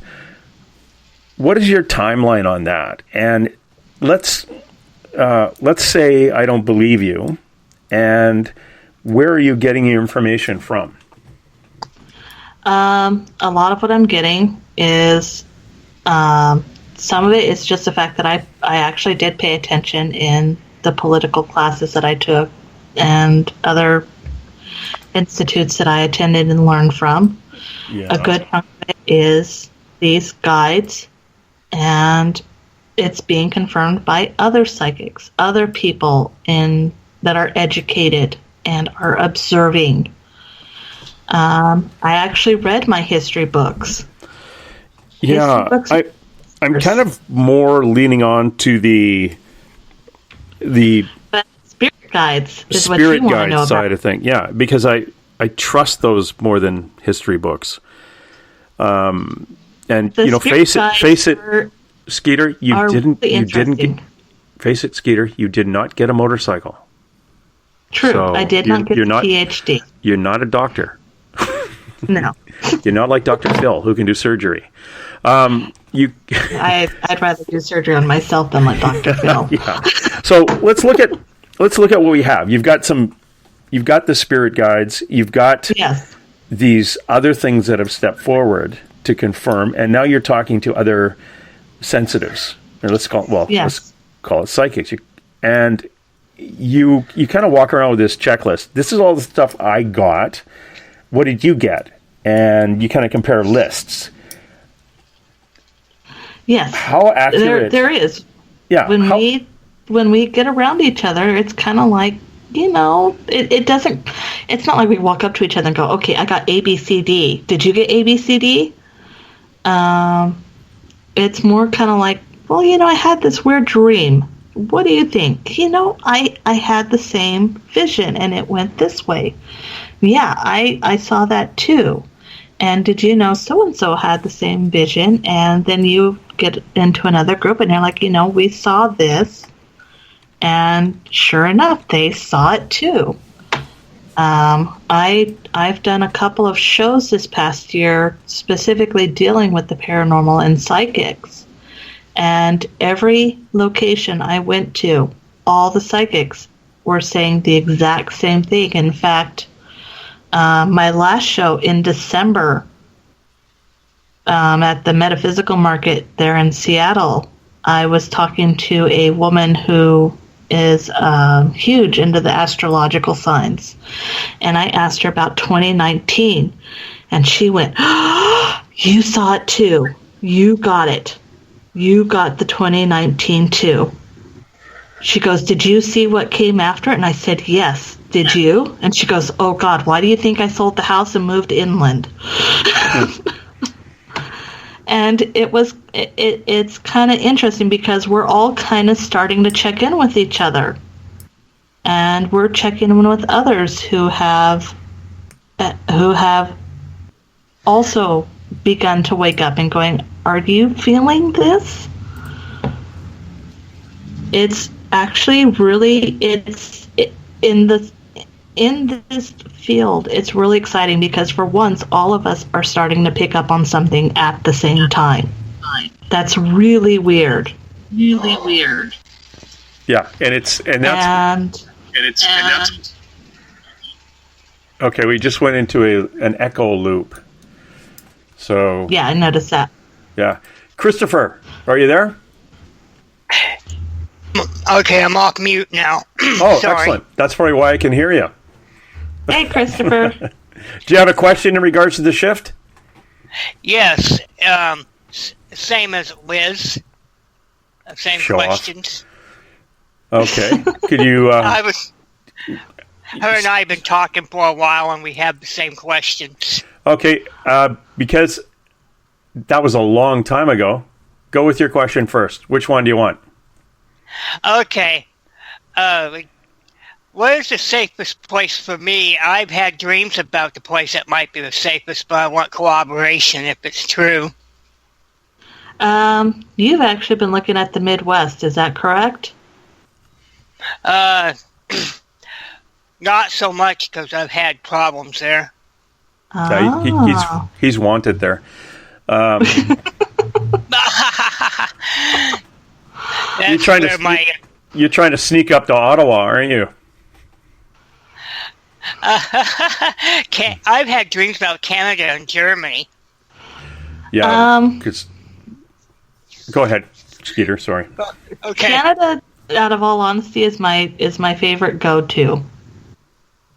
It's my favorite of all of them right now. The most genuinely neutral, friendly of all the countries, all the locations. So, yay, Canada. Yeah. As for Germany is actually going to be really interesting because right now they're cracking up. As they're kind of watching history repeat itself. And that's actually repeating itself in Germany. Yes. So, while it's a politically good place to be and a environmental-wise a good place to be, and really good healthcare, best in the world. Just be aware that Germany has always been on that cusp where it'll be really, really good, but watch how it tips as things really start going. Okay. Yeah, and honestly, anytime you're going to have to move across the ocean, Germany is just one of many, many countries, and it is in the EU, which means open borders. So Germany is good, but what about everybody beside them if they decide to all come into Germany? Back in the 1776, there was some of my relatives on my mom's side. They were United Empire loyalists. The border was open, and those who wanted to stay under the British flag just came back up to Canada. Problem being, they were put in camps, and a lot of them died in the camps because it just wasn't houses to move up to. I would suggest if the defecation hits the rotary oscillator, there probably would be some open borders. It's happened before, even up into the 1800s. Unfortunately, it was the First Nations that wiped out General Custer, the Little Bighorn. They came up into Canada, and they were allowed in until the U.S. put political pressure on our government, which stopped feeding them and said, you got to go home. But they were welcome up here for a bit, and even our First Nations were a little bit choked because there wasn't quite enough food for everybody that showed up on that area, but started working out. But these guys eventually had to go back. There's no wall on our border. There's houses, there's buildings with the border painted on a line going right down the middle of it.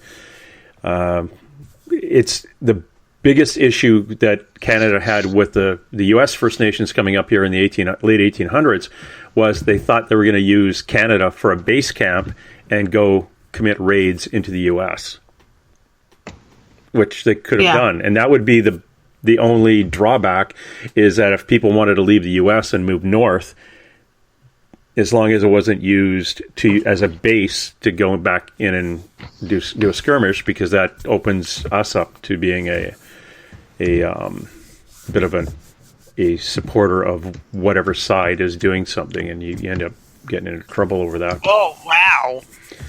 But anyway, that is a big supposition. You've got to remember that if the banking system's all shut down, that doesn't stop at the 49th parallel. That's us too. And London, England is like the World Bank base. So the UK is going to go for a poop. Japan, China, everybody that moves money. Interesting. Interesting is a good word. This is why the financial part is going to get really interesting, because as all of this is flipping and switching and changing, guess what? Your offshore's bank account that you had with all that money that you put there to hide, damn it, it's just been absorbed into a new government, under new law, under new everything, in order for them to survive on their own. This civil unrest is going to affect those things. Yeah, so everybody give me money and I'll put it in my bank account on your behalf. No wonder why Germany is so obsessed with cash. Yes. They're a very cash-based society. They're way behind on that. They don't do much debit or checks. No. But you look at their past, when they flunked out, when everything fell through, they had nothing. There was no cash because all the banks pulled. And China is a big one for that too. I think it was the 1940s, late 40s, they came in and just seized money out of bank accounts. Oh, that's why Germany is the way they are. They remember their past. Yeah. Oh yeah. Well, they remember some of it. There's some parts that they have conveniently forgotten, but there is an undertow of what was. And that's what they need. That's what is pushing them. Skeeter, what are we going to do? We're coming up to the end of we're coming up to the end of the show, Skeeter. What are we going to do to prepare for this legitimately? Like, really, what do you expect Joe Sixpack and his family to do in 2019, the beginning of 2019? Am I going to convert my money into those little 1 ounce silver pieces, little bars? Am I going to start a savings? Start a savings. Yeah. In a jar? Get a jar. Get something, in the olden days, they put their money in the mattress because the mattress wouldn't catch on fire. Now, I'm going to give you a chore. I'm going to give you a chore to deal with your guides on this. Money, a dollar bill. If I had a dollar bill and you had a chicken and I wanted the chicken, how many chickens is my dollar bill going to be worth in 2020? Well, that's why I'm saying also do some canning, because you're going to have to learn not only how to buy stuff when cash is considered worthy, but also learn how to can, learn how to raise chickens, learn how to grow a vegetable, learn how to cut a chicken into multiple pieces and skin it and bone it. Learn how to knit. Learn how to sew. All those little basic things, especially the millennials, take for granted. You're going to be more likely to trade me something that I want if I'm going to stitch up your pants. Yeah. Yeah, so that's where I see currency kind of going for a poop. Now, I can see it if I had a huge mortgage at a bank, and all of a sudden the bank came to me. Well, the bank wouldn't come to me to say we're foreclosing on your mortgage, because all the people that work at the bank would be out trying to figure out what they're doing too. So the bank wouldn't exist. It would be closed until further notice, along with most stores. Yeah. Because they wouldn't be able to get products in. So that is going to be an issue. And that's before the infrastructure itself goes down, caused by, the physical actions of the earth. I want you for the next shift.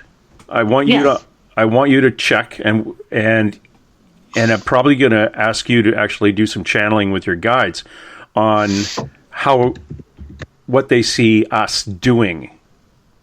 What they see us doing, or what they suggest we do in preparation for the real shift, the big physical shift. But what we'll start with 2019, the beginning of 2019. And said, start learning to speak in a way that includes the whole. And that's what they just told you now? Stop saying me, mine. Start saying us, ours. Okay. Okay, then. On that note, I'd like to thank everybody who called in. I'd like to thank Elizabeth and Christopher for dropping by. Christopher, you're good to go. Don't worry. As long as you pass on, you're going to be in charge of dogs. I swear. You're going to be collecting all the dogs like on a Christopher, a little bit of a Christopher arc, and you're going to be out there making sure everything like that is okay. Skeeter Welhouse, thank you. Where can somebody get a hold of you? BlueMoonWeaver.com.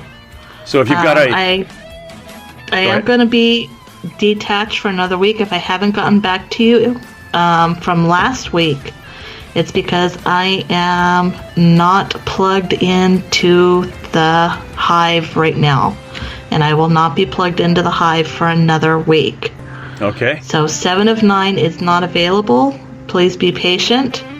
But I will be back in a week, and I will...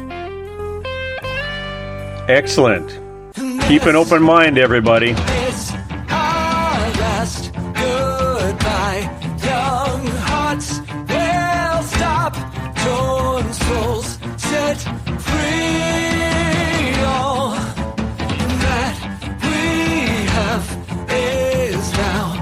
If this is what you want, then come to me.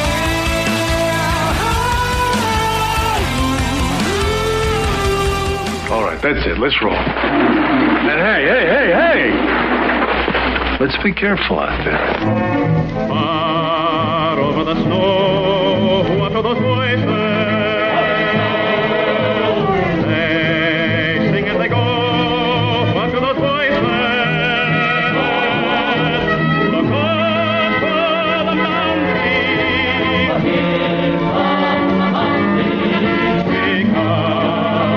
Because somebody hide, somebody better hide on through the hill, like a pack of angry wolves on the trail. We are after you, dead or alive. We are out to get you, dead or alive.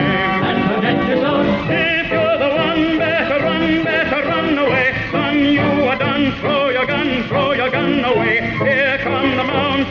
get the man that I know. Run through the hail like a flash of angry bulls on the trail. Dead or alive, we are out to get you, dead or alive. If you're the one, better run away. Son, you are done, throw your gun away. Here comes the bounty to get the man you're after. No! I see dead people. I'm sorry, Dave. I'm afraid I can't do that. Dave's not here!